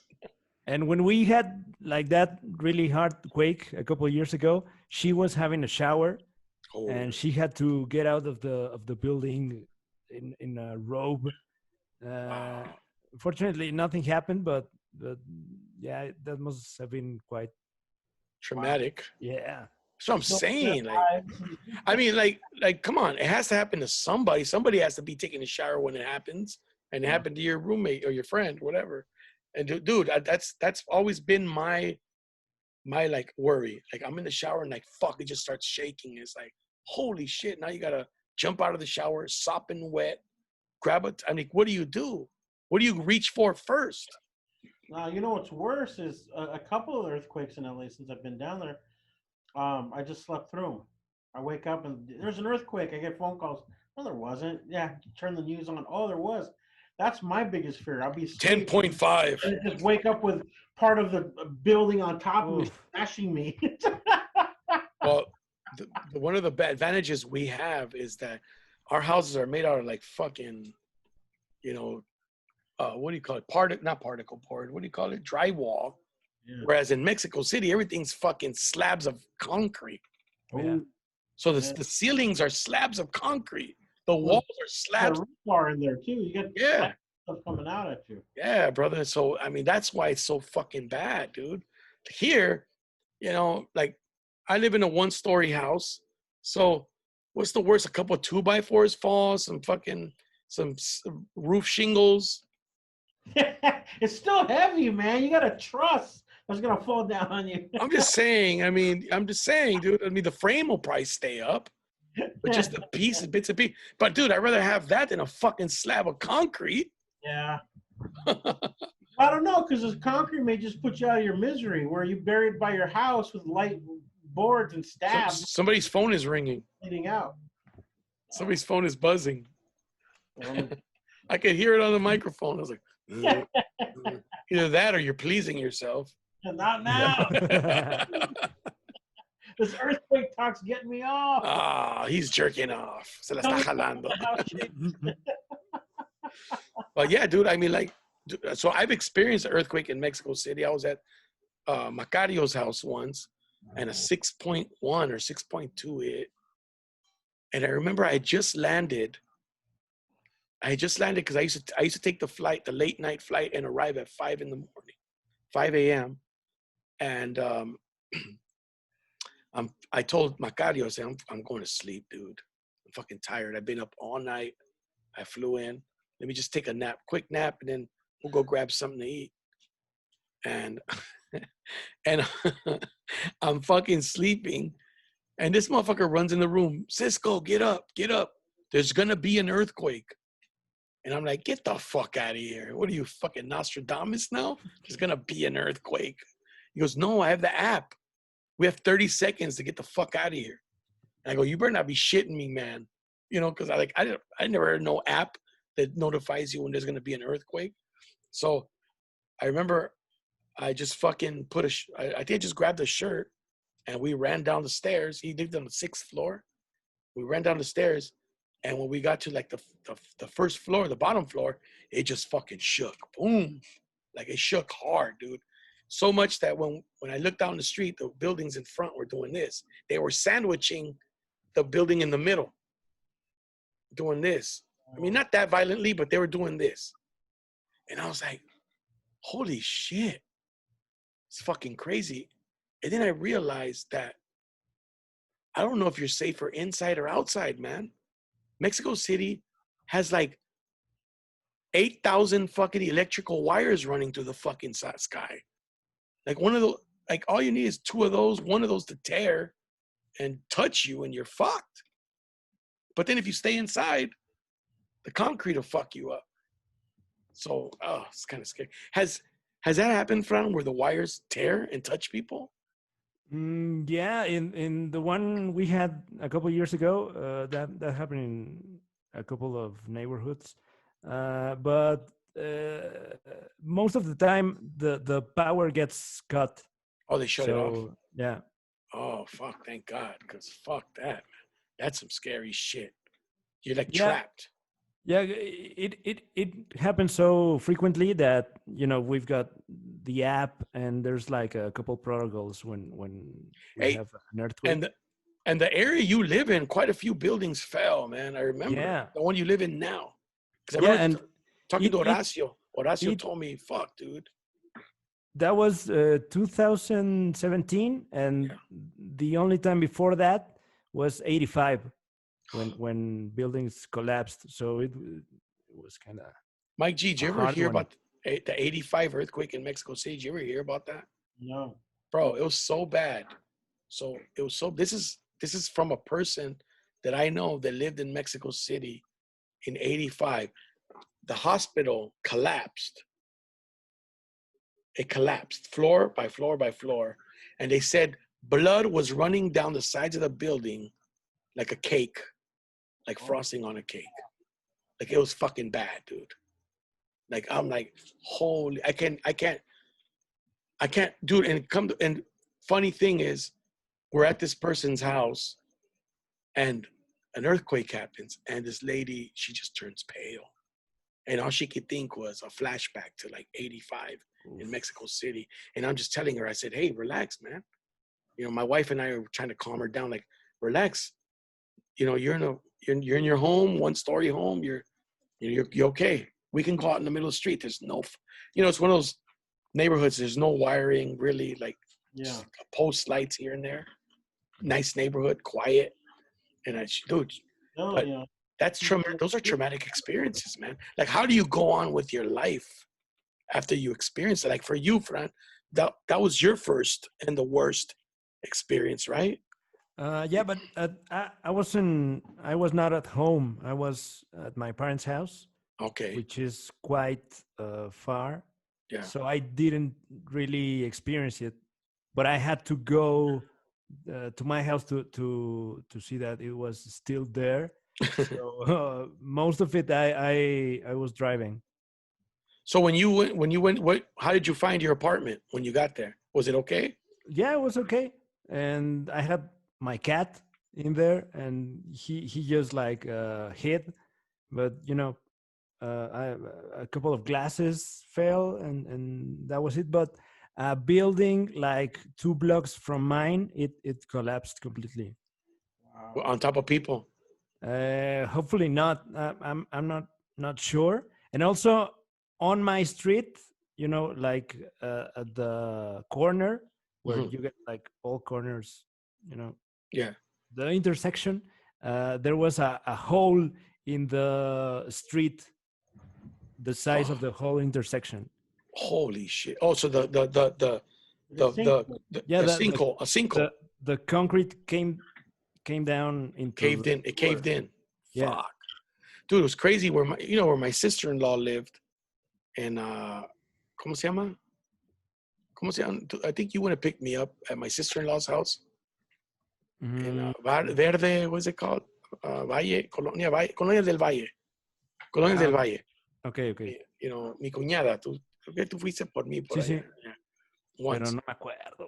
Yeah. Well, right by Insurgentes, right by where Cruz Azul Stadium Sí, is. del Valle. But on the other side of Insurgentes. And dude, a lot of apartment buildings over there are brand new, and including hers. Her building's quite new, but the ones on both sides of her collapsed. So it has nothing to do with how old the buildings were or not. Fucking because new buildings collapsed. Yeah. That's some crazy shit. So she was helping clearing debris and shit like that. The only earthquakes you've been in, Mike G, you've slept through? Not I've been a few of them I have. The one was a few years ago. We had the big one in the valley, right? And I was in Long Beach. Yeah. Or no, hit in Valencia, I think. But you could hear it. Somebody said that we saw the news that came out, earthquake notice. We're in Long Beach. We didn't feel shit. And as we're sitting there watching the news, you could hear like a rumbling far away, and the rumbling kept getting louder and louder and louder. It's like I look at my boy John. I was like, "You hear that?" He goes, "Yeah." You start hearing car alarms start going off, and just get louder, and the person just hit the house. So it's like a wave. Yeah. By the time it hit us, it shook the whole house. Yeah, it was pretty. Well, there's two types of earthquakes. There's the ones that go side to side. No, There's three. There's some that go up and down. There's some that go side to side, and there's some that wave. And I think Mexico got hit with all three at the same time, bro. Yeah, in 85. In 85, it was all three at the same time, up and down, wave, and side to side. That's some. Well, because Mexico City's built on a marshland where they fucking pumped all the water out. Yeah, it was like a swamp. Like a swamp. So it's built on swamp. Wow. So that's why the fucking, but there's parts of the city that's on solid bedrock, like rock. And I don't think it affects them as much, right? Like I heard like San Angel in that area is like harder. The ground is harder and shit. Like I don't know. That's what people told me. That you would just know like more. in the valley where things get like that. So Fran lived here in LA for a bit. Yeah. For a brief time. What happened? Yeah. He's what do you not miss about LA, Fran? And what do you miss about LA? I miss the food. Really? Yeah. Five Guys, Taco Bell, Jack in the Box. For real? Really? In and out. Sí. Yeah. Jack in the Box will make you fat, bro. Eso no son tacos. The deep fried ones. Whoa. Oh man, that's not a bad. No, it's funny because like a lot of my family will be like, Taco Bell. Eso no son tacos, and I'm not saying they are. No, they're not. But they sure do. But when you're hungry, they sure do play the part.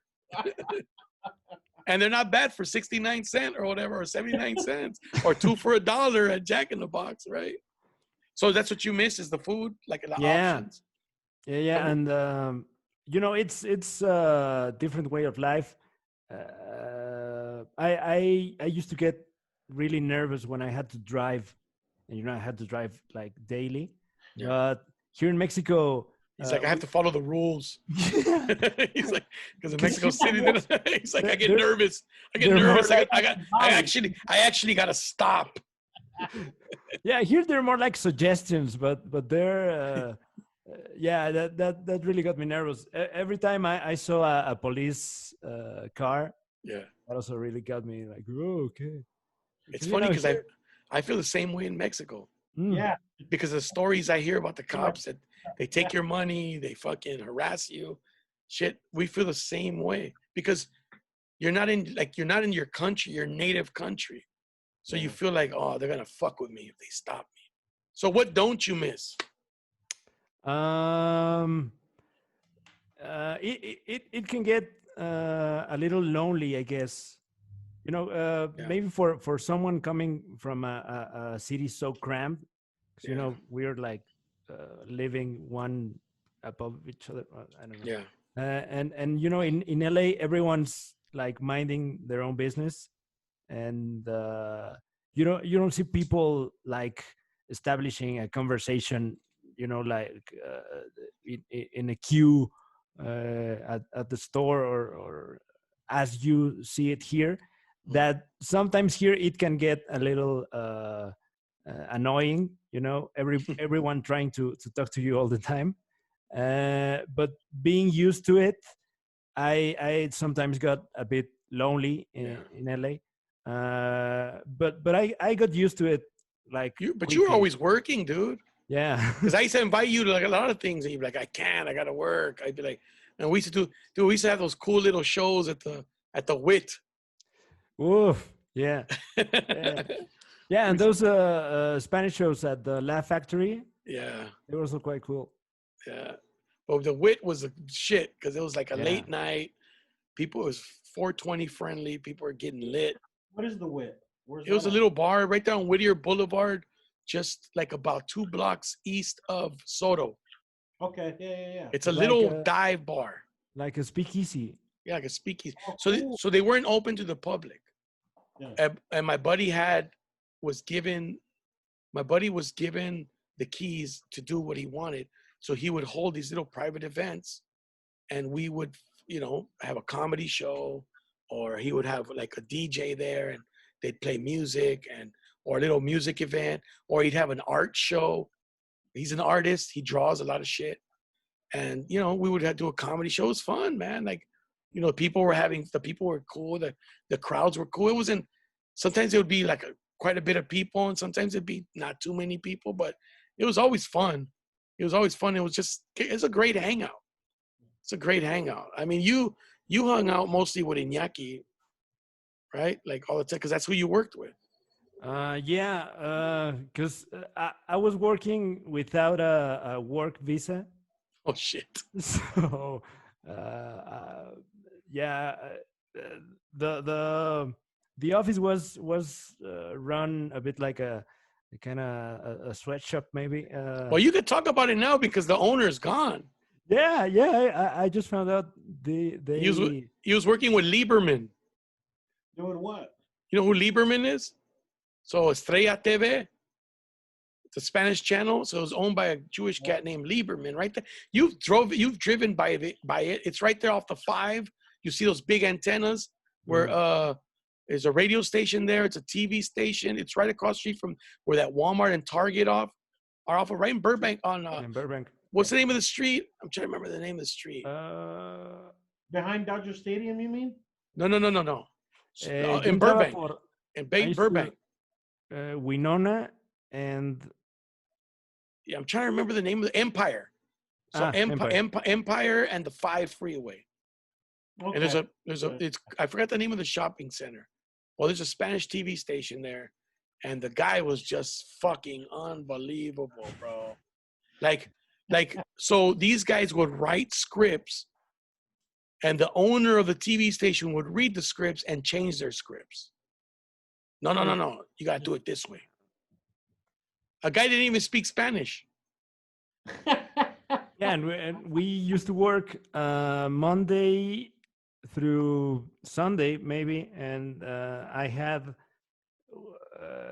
my free day was one Saturday, and then the next Saturday I had to work, and that was it. I had one day off every 14 days. Yeah, they were writing. They were writing for that show, Platanitos show, the guy with the clown face. Yeah, they were writing for that show.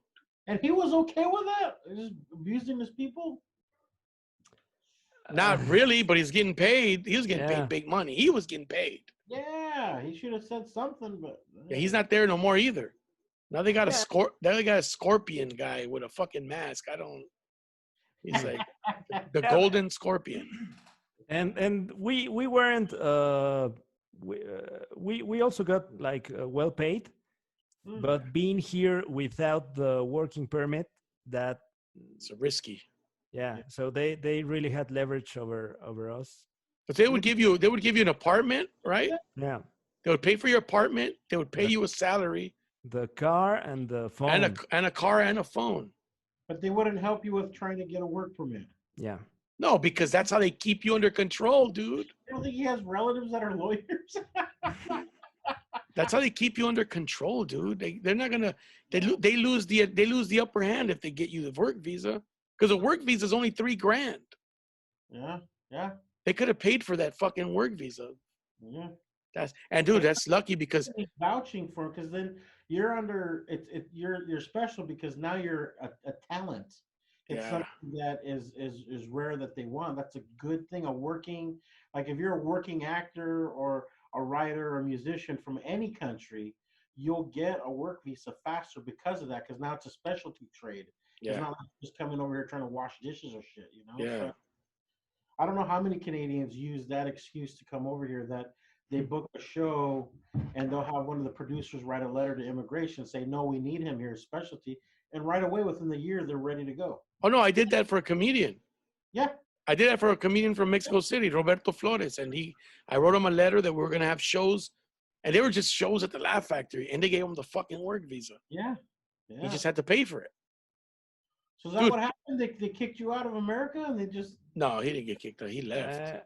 Yeah, I got a job here in Mexico City and I decided to come back. You're giving you out? Dude, you're working fucking 24/7, dude. It's like, I'm getting the fuck out of here. Yeah. I mean, because they had talked to me about possibly going. I was like, oh yeah, I can't do it. I can't fucking do it. I can't give up all my time. I got kids, man.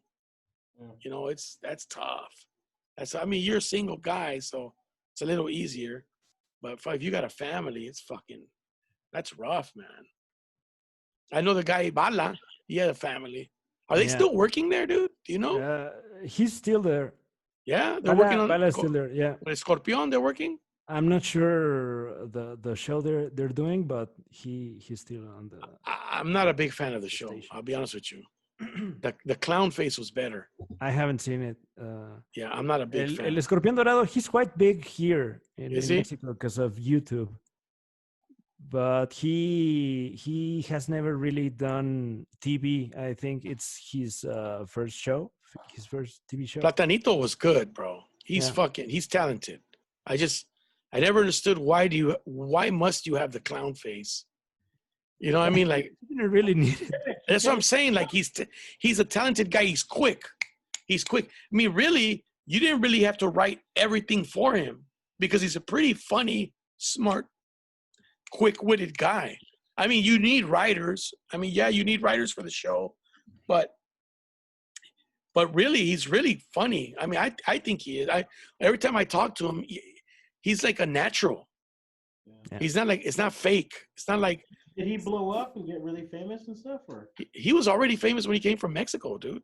Well, maybe the clown bit was a good thing because then he could just take the shit off and then walk around.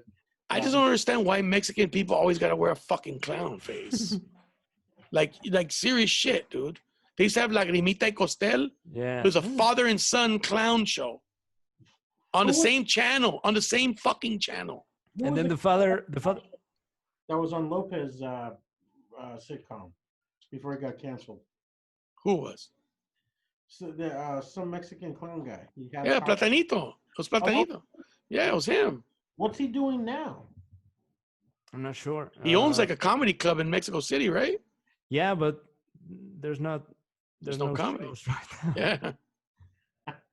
There's no shows. I know he went back. You know, he made a lot of good money. He made a lot of money here. Yeah, but they canceled him when they cuando corrieron al dueño, when the owner got kicked out. Yeah, the owner got kicked out. So they stopped the show when they got rid of the owner. Fuck, man. Yeah. It was a popular show, dude. And you know, it's funny because the rumor was he left Mexico because he made a bad joke about some kids burning in a preschool. Yeah. On TV, and he was kind of like he had to leave Mexico. So what was the story, Fran? Do you remember? Yeah, there was a guarderia. How do you? A preschool nursing home? No, a nursery. A nursery for kids. Yeah, and it burned with the kids inside. Like an orphanage? No, a nursery, like a daycare. Wow. Right. So it was like tragic. Yeah, this horrible tragedy, and it was big news. And Platanito did a bit on it in his show, and someone recorded it with their phone, and they uploaded it to Twitter, and it went like. Yeah, I think he said they should have called it Kentucky Fried Children. Yeah, that was the yeah, dude. That was the punchline. I think he said Kentucky Fried, dude, and that was in Monterrey, right? Wasn't he, or somewhere? Where was his show? No, it was in the nursery was in Monterrey. Yeah, the but nursery. I'm not sure. Oh, Mexico City. I'm sure it was Mexico City. Yeah, but he had a popular show, right? It was a popular show. He had a show that I think it aired daily, and he also was the owner of a comedy club here, and he sold the club and went to the U.S. and now he came back and purchased the club again. They forgot about the joke already? It was too. He could tell it now. He only says it on Wednesdays. That's a fucked up joke, though, dude. Yeah. Look at fucking Mike, you evil fucker. Dude, smoking a stove, laughing. Smoking a stove, laughing at a fucking tragic moment. How horrible are we as a human race, dude? Yeah, and he came back and he's doing good. He had a show with an orchestra, a symphony orchestra last year, and it went quite good. Is Don Francisco still on there? That used to be my favorite show. He's not Mexican though, dude. I didn't say I liked him. I liked Oh, the chicks. You like the chick. Yeah, that's all you always hear, like white dudes. Oh man, Sábado Gigante. yeah, Man. I don't know. I don't care where he was from, but man, did he make a great show? Yeah. No, he was a great host, dude. Yeah, He's a fucking great. game shows. You had comedy bits. You had hot chicks. I mean, you had everything on there. Dude, his real name was Albert Kreutzberg. Yeah, he is a German Chileno. Yeah, German Jew Chileno. Yeah. Yeah, from Chile. Yeah, from Chile, dude. So he started like on a local channel in Chile and just blew up from there, dude. But he had one of the biggest shows worldwide, is what he's famous for, because they played that shit in Japan, Latin America. They played it a bunch of places. It wasn't just Mexico. It was a lot of different countries. Yeah, and stand up comedians in Mexico are paying for it still. Because dude, for a while, serious shit.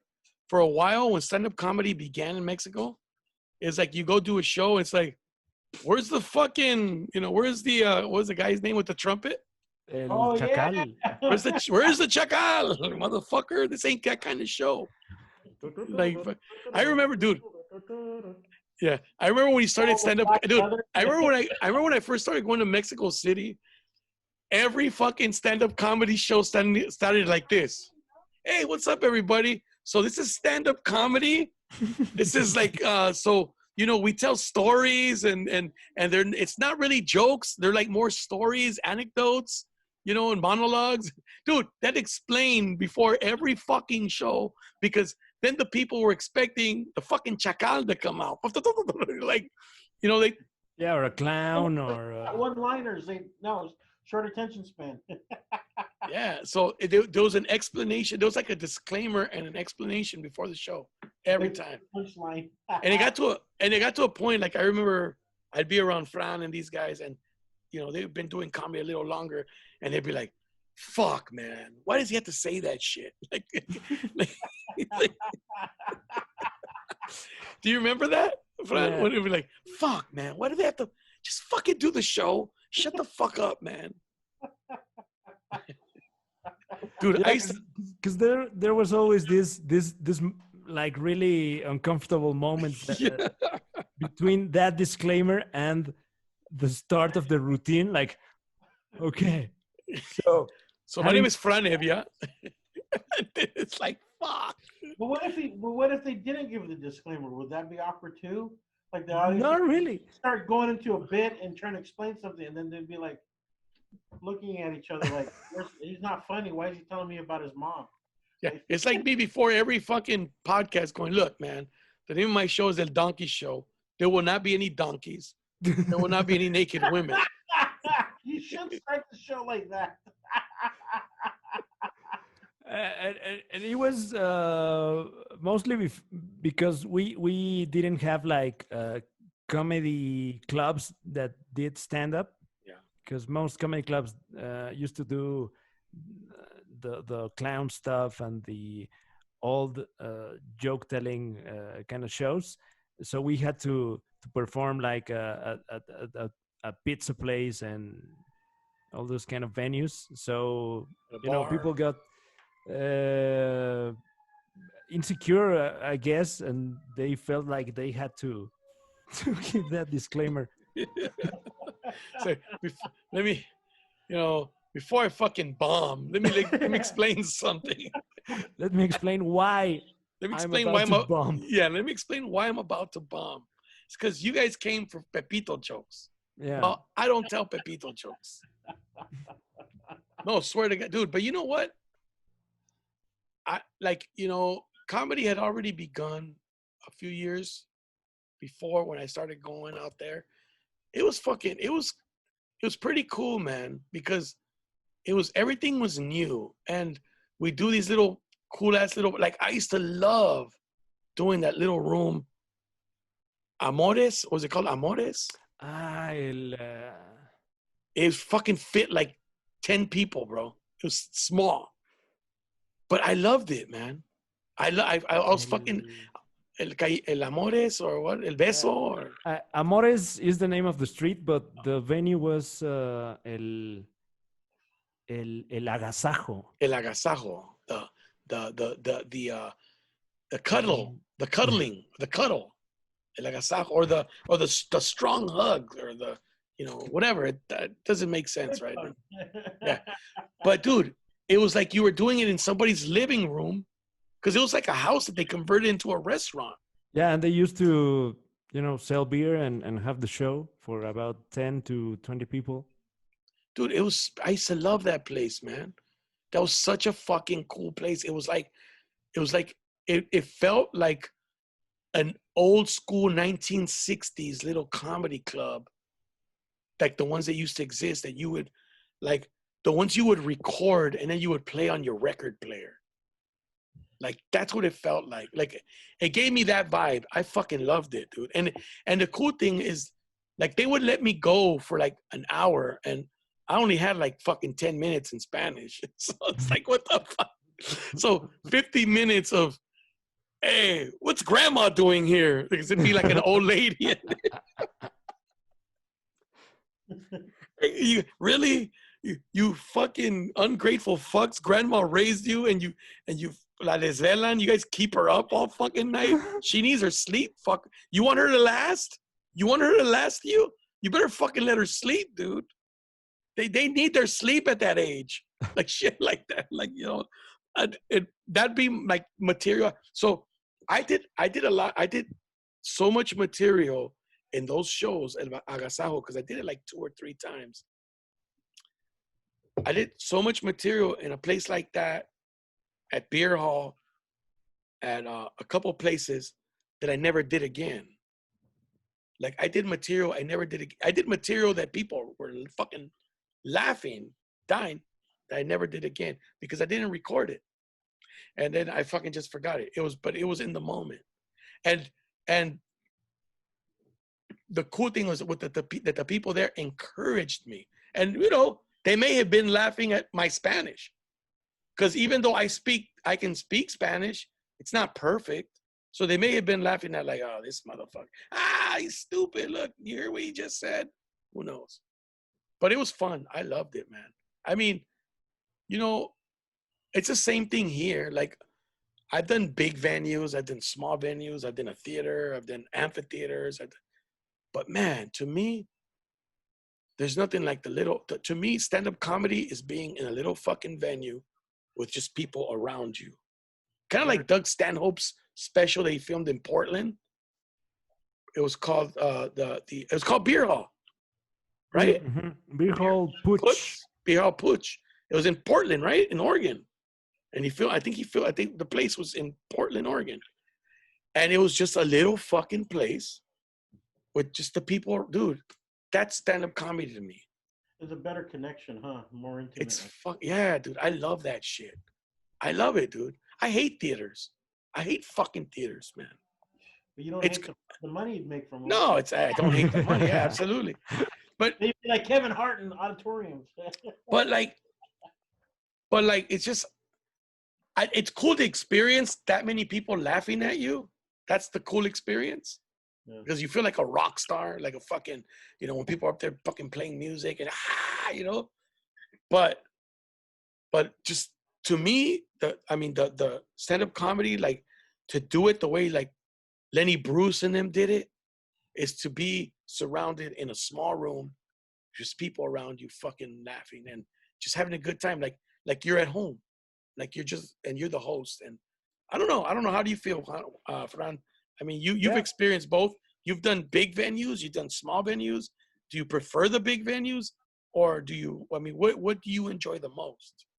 I really like big venues because, you know, if people's already there, yeah, right. The money, number one. Number two, if people's already there, they're in this mindset of enjoying themselves, Yeah. and it tends to be a good show. But I kind of enjoy even more when it's in a small venue and it's not my show, so people are really they don't really know what to expect. Mhm. So you kind of have things against you, and it could be a really bad show or a really good show. And I don't know, I guess You like the I challenge. You like the yeah, challenge. yeah, yeah. I enjoy that. So to me, the small venues, it's kind of like a nostalgia, because I feel like, oh man, this is what Lenny Bruce did. This is what Richard Pryor did. This is what, Dick Gregory did. This is what, a lot of these comedians, the pioneers of stand-up comedy. That's what I like about it. I'm not Yeah, saying and I hate also it. and also those shows where there's like a lot of comics performing. Yeah. I really enjoy those because you can watch the show, and you can also talk with the other comics, on the street or at the Yeah. green room or whatever. And sometimes here in Mexico, when we do the theater shows, we are like two guys only because it's someone's show, and the other one is just like the opening act. Yeah, Uh, you know what? And I guess that's maybe that's the difference. Maybe that's what I like. Like, it's not just the intimacy, but it feels like it's a get together. Yeah. We're all getting together and we're having a good time, like a bonfire. Whereas a theater, it feels like work. Like you're there, it feels like a job. I mean, yeah, it's still comedy and you still go out there and it's nice to feel the roar of the crowd when they laugh. I mean, I'm not saying theater is bad. I'm just saying, No. or of course not. But what I'm saying is the it's just the small the intimacy. Like I said, it's a nostalgic experience, and it feels like we're at a party. Like, we're having a couple beers and we're shooting the shit, and and it can go any way, man. It can go any way. I can offend one person. You offend one person, there's 15 people. If you offend one, most likely you're gonna offend them and their friends. So you just offended 5. You just offended a third of the fucking crowd. You know what I mean? Whereas a theater, you offend one person. Who gives a shit? There's 4,000 others, or 3,000 or whatever the size of the fucking theater is, or 1,500. You walk out of your show, Cisco? Ever walk out of my show? Like you say something, they just like. I had a man in TJ. You were there, Fran. Yeah, and he wanted to kick your ass after the show. He said because his wife and her friends and the wife didn't even get mad. No, They got up and they walked down. And I said, "What are you gonna go? Hey, you can fart in here. We're all family." Like the lady, right? And then the husband. So she walked out with her friends. I think they were gonna go have a cigarette. But the man got up and he walked out, and he said, "You're a second-rate comedian." And I said, "And you're a third-rate human being." That was my reply. And then the fucker walks out and the crowd starts laughing. And then I go, "Oh, now you laugh, motherfuckers. You didn't do shit when he was here fucking threatening me." But see, little things like that, that's fucking fun, dude. That's like, dude, Mike, have you ever seen, I know Fran probably has. Have you ever seen, and if you haven't, go on YouTube, look it up. Bill Burr in Philadelphia. They're in a fucking theater. He's getting booed. They booed every comedian off the stage before him. So he goes up there and shits on the city of Philadelphia and says, "Fuck you and fuck Rocky. You fucking worship a fucking person who ain't even real," and shit like that. And just like, have you ever seen it, Fran? No, I haven't. Oh my God, dude. Watch that. So it was the Opie and Anthony Warp Tour, Acid Tour. And they booed, what's his name? Bobby Robert. The guy used to live with Patrice O'Neill. Robert, I always forget his last name. They call him Bob. Anyways, they booed a couple, I think Ken Norton off stage. Not Ken Norton. It's a football player. Norton, Jim Norton. Jim Norton. Every comedian off. Was there something else It's going Philadelphia, so they, they're full of themselves. They got the reputation of being a rough town, so they go to this show and they're just booing everybody off stage, booing. So Bill Burr goes up there, and he fucking, dude, it's the funniest shit, dude. He's like, fuck you and your fucking shitty ass football team, the Philadelphia. They haven't fucking won shit since they invented face masks. Shit, like it's like since the invention of, and your fucking town sucks balls and it smells like fucking piss and this and that. I hope all you motherfuckers catch fucking AIDS of the throat and you fucking die. I hope your dogs are fucking dead when you get home. And he's just, dude, like letting, and they're booing the shit out of him. And then some people just start cheering little by little. They go, so, and then he goes, I got 15 more minutes. He does this and she goes, 15 more. He goes, I got 20 minutes and I will be doing all 20 minutes. Fuck you motherfuckers. And he keeps going and he keeps going 13 more minutes. And then he'll keep going 11 more minutes. He goes, and then he gets to 10 minutes and he goes, 10 more minutes and I will be selling my CD after the show, motherfucker. Oh, dude, look that shit up on YouTube. Bill Burr, Philadelphia. This is probably like 10 years ago. And it's fucking hilarious. But get the one that says, I think there's one that says clear audio, because it's hard to understand because somebody recorded with their phone in a theater, so you get the echo. So but there's one where you can hear what he's saying. Bro, it's fucking hilarious. It's hilarious. So yeah, shit like that. Like there's been times when I went on stage and I thought to myself, I was like, I don't give a fuck if they laugh today. Today's for me. And I want to hear some, what? I want to hear some of that today. I've done that before. And so my career has gone nowhere. Maybe I've done it a little too more often than I should. But I don't give a fuck. I think, to me, comedy is like, it's life, man. It's art. It's art. I mean, it is. It's fucking art. And,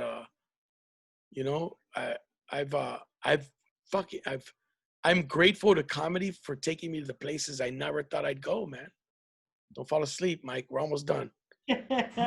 2 more hours, Mike. Two more. I'm gonna stay with my folks, so I go to bed at 8:00 after the news, and I'm done. No, thank you for coming on, Mike. Though no, but like I said, it's art. Comedy is art, and that's what I like. I love painting on an empty canvas. I like going on stage and just saying, what am I gonna talk about tonight? And then if I do some material, it just comes to my mind, I do it. But if anything else or something, or I see something and it just triggers an emotion in me, I'll do it. I'll go off on that. It's not a good recipe for comedy to be successful. I'll be honest with you, man. Because like television networks and all that, they want to see something polished and done. And then when you do what I do, you never have anything polished. Never. Because I don't know. It bores me. Routines bore me. I don't know. Like, I know you need them. I know you need that 7 minutes and all that.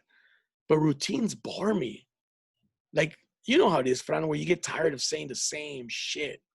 I mean, when you have a good joke, when you have a really good joke, like a new one, like you can't wait to tell it, and it's gonna hit. It's gonna hit. But then after a while, it just wears on you, and it's like, I don't. Yeah, and you go like an autopilot. Yeah. Where you're saying the joke, but you're thinking something else. Yeah. Or like thinking on the next joke, or thinking about the people, what they're doing, and yeah, it could get tedious. So now when you were saying that, I also miss the open mic. I think Los Angeles, the Los Angeles Mexico, or Mexico. I mean, open mics in general. Yeah, I think I miss those more than the shows. How come you don't go to the open mics? Why don't you go to the open mics? We're still. Oh, you missed right now in the pandemic. Yeah. Oh, okay. I thought you stopped going to open mics. No. Like El Waco and all that, right? You miss it. Well, I wasn't tour, so I did less open okay. mics than I used to, and then this happened. So I think I kind of miss that more than the actual shows. I think the beauty of stand-up comedy in the US, Mike, is that as a comedian here, you can get residency like in Vegas, Yeah. and then you don't have to travel all the time. Like, because Well, because Angelo doesn't he? I know he gets contracts like for the cruise lines. oh yeah, Angelo, yeah. So he'll go, but he's gone for like 6 weeks, and he's Yeah, I've never been. They asked me about that years back. That never interested me to do cruise ships. yeah, because I know you were saying that it's rough, especially if you have a family, and like Yeah, with him, like he does it because he has to support his family, but it's rough, man, because he'll go and then he comes back for like a few days sometimes, then he has to go back out, or he has a show in Kate still does a lot of shows in Canada because that's yeah. where he's from, because there's just nothing going on in the States at the time. So he's nonstop So, gone. so my thing, I'll be honest with you, bro. There's certain things I'm not willing to do. They don't interest me. Like cruise ships is one. I'd rather just get a regular job than do that. To be honest with you, Yeah. it doesn't. See, to me, that's not comedy. To me, that's now I'm an employee of the ship, and they can tell me don't talk about that, or don't say this and don't say that. You know what I'm saying? Now you're now you're now Family you though. no. But I'm not judging Angelo for doing it. He's doing what he's got to do for his family. Yeah. I'm just happy that I'm willing to do something else. I'm willing to drive Lyft instead of doing that. Yeah. Just so I could be around my kids. Just so I Yeah. could be home. I don't want to, dude. Comedy life is fucking lonely. When you're on the road, it's a fucking lonely life, dude. You're in the hotel room 75% of the time. All you do is go eat, back to your room, and then go perform. Occasionally, you go somewhere afterwards. Occasionally, most of the time, like last couple of years, I didn't feel like going anywhere after the shows. I'm like, fuck that. I'm going to my room because I know you can get in trouble. I don't want to. No, seriously. And I'm not saying like, cheat on my wife or whatever. That's not the kind of trouble. I'm saying you can get in trouble being around the wrong people, especially in a city where you don't know these people. You don't know their habit. You don't know what they're into, man. Yeah. And you don't know who's after them. You don't know their life. So I'd go back to my room, and it's just a shitty fucking. I mean, like, I guess if I had my family with me on the road, and like I take my kids, like if I go to Vegas and my kids are there with me, and during the day I go hang out with them, and we go fucking to the pool, and go see a show, and then at night I go to the room, take a shower, and say, we'll go perform. I'll be back. That's different. But or if we're in Chicago or if we're in New York or whatever, and they're going for the first time, they get to, like my son wants to go. Both my boys want to go to London. So when I told them when they turn 18, I'll line up some gigs in London, in England, somewhere, and we'll fucking go. And that way our rooms are be paid for. Yeah. I'll make some money. I mean, I know I've got connections over there. I can go do some shows. And, that I'll enjoy more because, like if I'm with Fran or like, if I'm with Fran hanging out with him or some of the other guys, it's different. We're cool or whatever, like, we did Cabo, we did that. Shit was a blast, but then that was different. That's not how many times do we do that? We never, you're never performing in a city where there's, 100 other comedians that you can hang out with.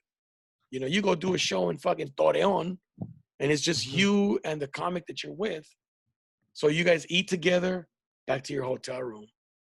I mean, Fran goes back to the hotel room. He's on his laptop because he's always writing. Like, they always asking him for shit. Seriously. They'll ask him for scripts.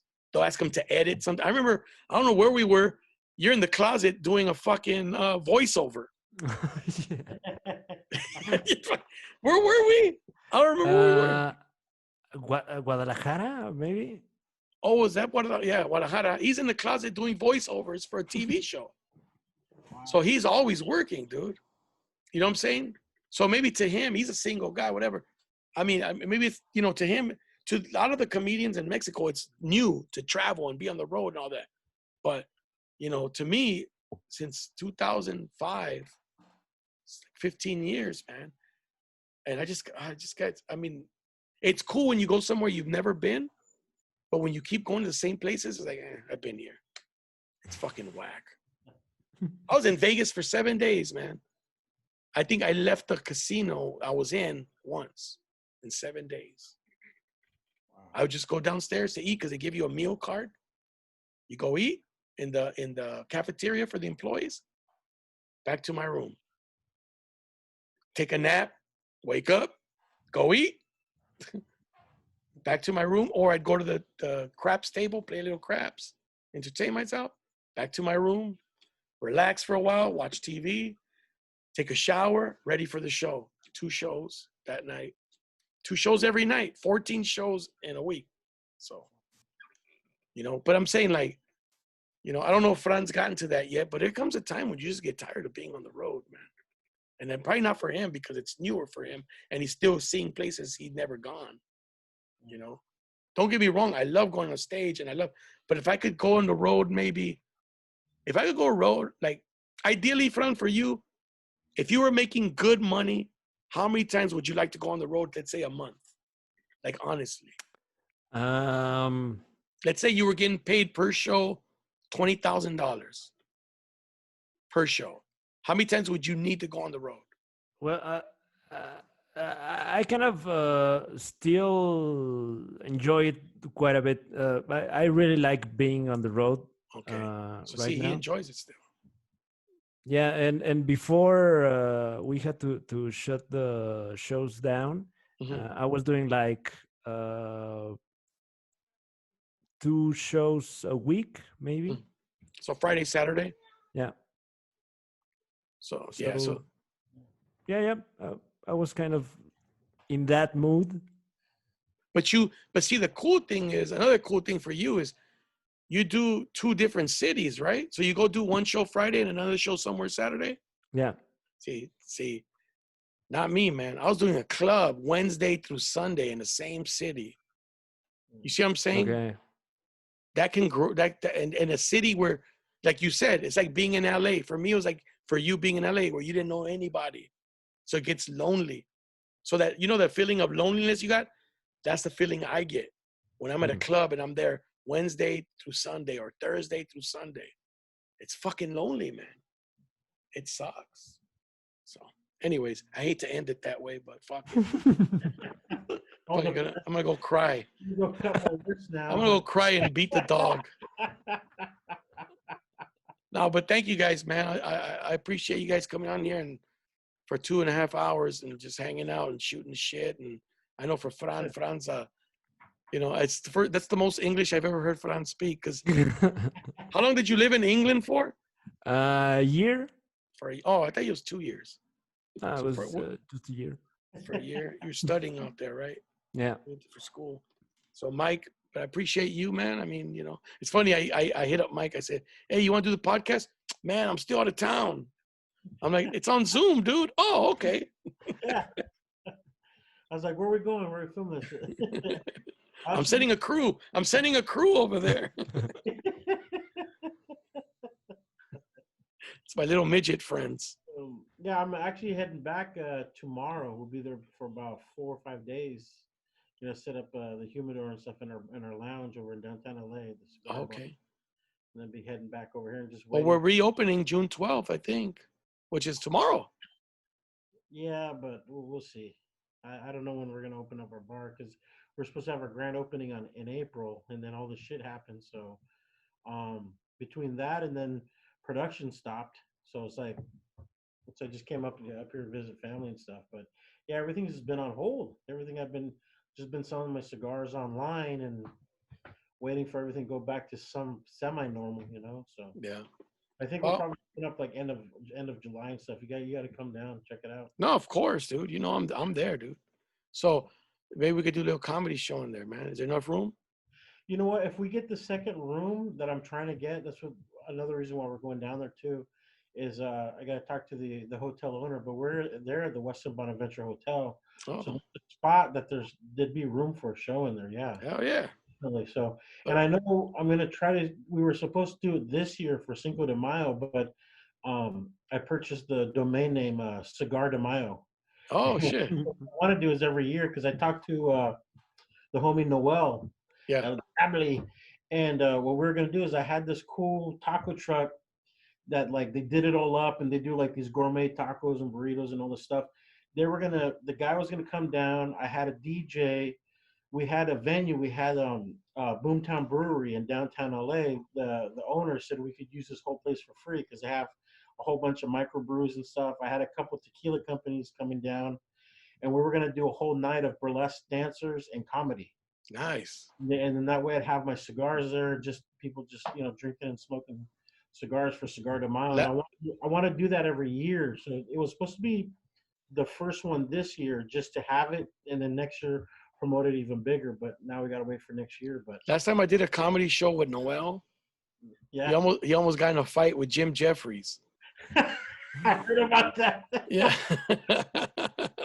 I told her, I said, dude, that might have helped your career. The guy who knocked out Jim Jeffries and went to jail. Dude, I remember that shit. Jim Jeffries went up after me. I think I went up after Noel, and then Jim Jeffries went up after me.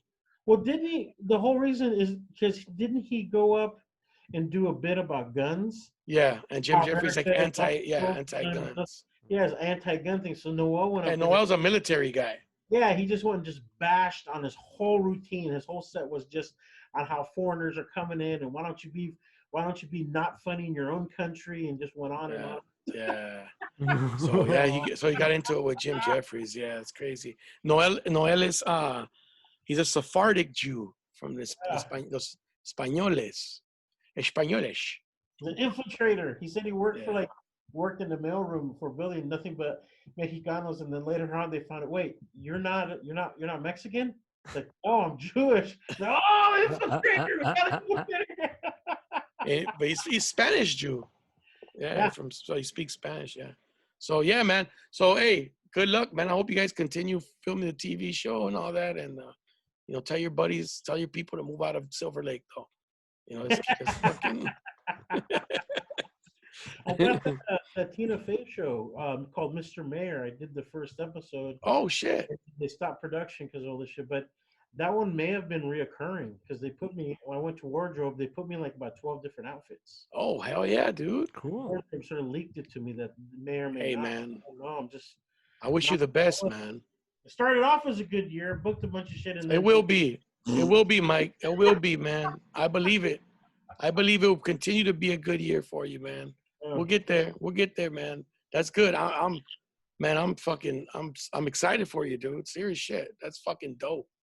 I hope you get what you want. I mean, I don't, to blow up just to help the other.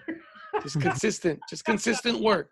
Hey, I love what I'm doing. I coach high school football. The kids I work with are fucking amazing. I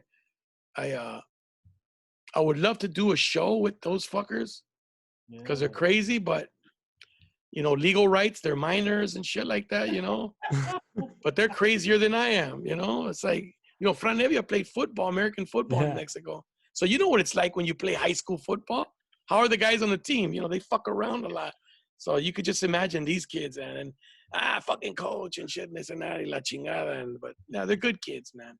And I'm just trying to mold minds, steer them in the right direction. For a lot of the kids on the team, I am their father, man. They don't have a dad. They don't have, and I just tell them that, I'm not rich. I'm not famous, but fuck, man, I've lived a rich and famous lifestyle. I've been pampered. I've been, I've eaten at the finest dining and didn't have to pay. I've been paid to perform. I've gone places. Comedy has taken me places that I never dreamed I'd go, so my thing to them is do what you want to do, man. You never know. A little bit of sour cream on his taco right now. No, I didn't. If anything, I made you feel sorry for me.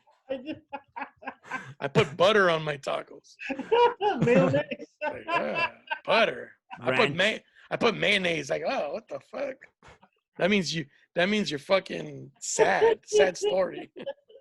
And you too, Fran, man. Shit, I know things are going well, man. And you guys do a lot of. You guys did Drunk History. Yeah. You guys did, you guys are doing a bunch of shows on Comedy Central, so that's fucking great. And I know every time I see a show, I know what you wrote, and I know what you wrote. You write for the other fuckers too, because they don't know how to write. But that's cool. You guys are gonna still do La Culpa es de Cortez. I'm not sure. I think because the new one, the all female one, is coming out next week. They might go with that. Yeah, we I guess we just we're about to find out. Fuck it. Been there, done that, Fran. You Yeah. move on, man. You move on to bigger shit, man. Yeah, and hopefully they can have both, but we still don't know. Yeah. But you got other shit. Yeah, I'm doing things on my YouTube channel. Yeah. And hopefully we can get back to stand up this year, and we'll see. The YouTube is the biggest thing now, bro. Yeah. Quite honestly, man. It's, people wait for Netflix and for Hulu and for fuck that, dude. If you create your own shit and put it on YouTube, you own that motherfucker. Yeah. Look at Joe Rogan, just got 100 million, son. Yeah. From Spotify. More accessible than Hulu and Netflix by being on YouTube. Yeah, 100 million from Spotify.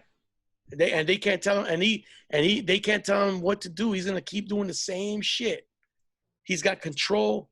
He's got ownership. Sometimes you go to these networks, you gotta give up your shit. Yeah. So you and Juan Carlos got your show. He's got his Hound show. He kept saying, I was on his show and he kept saying Hound. I'm like, what the fuck is Hound. He talking about? And it's the name of his show. It's Juan, but flipping the U and the A. So it's Hound. It's like a 7-hour podcast he does on Zoom. Yeah, we did. I feel a little, I'm a little, what do you call it? Insulted. We only did 2 hours. But guys, thank you, man. I appreciate it. Thanks, man. I appreciate it. Muchas gracias, Mrs.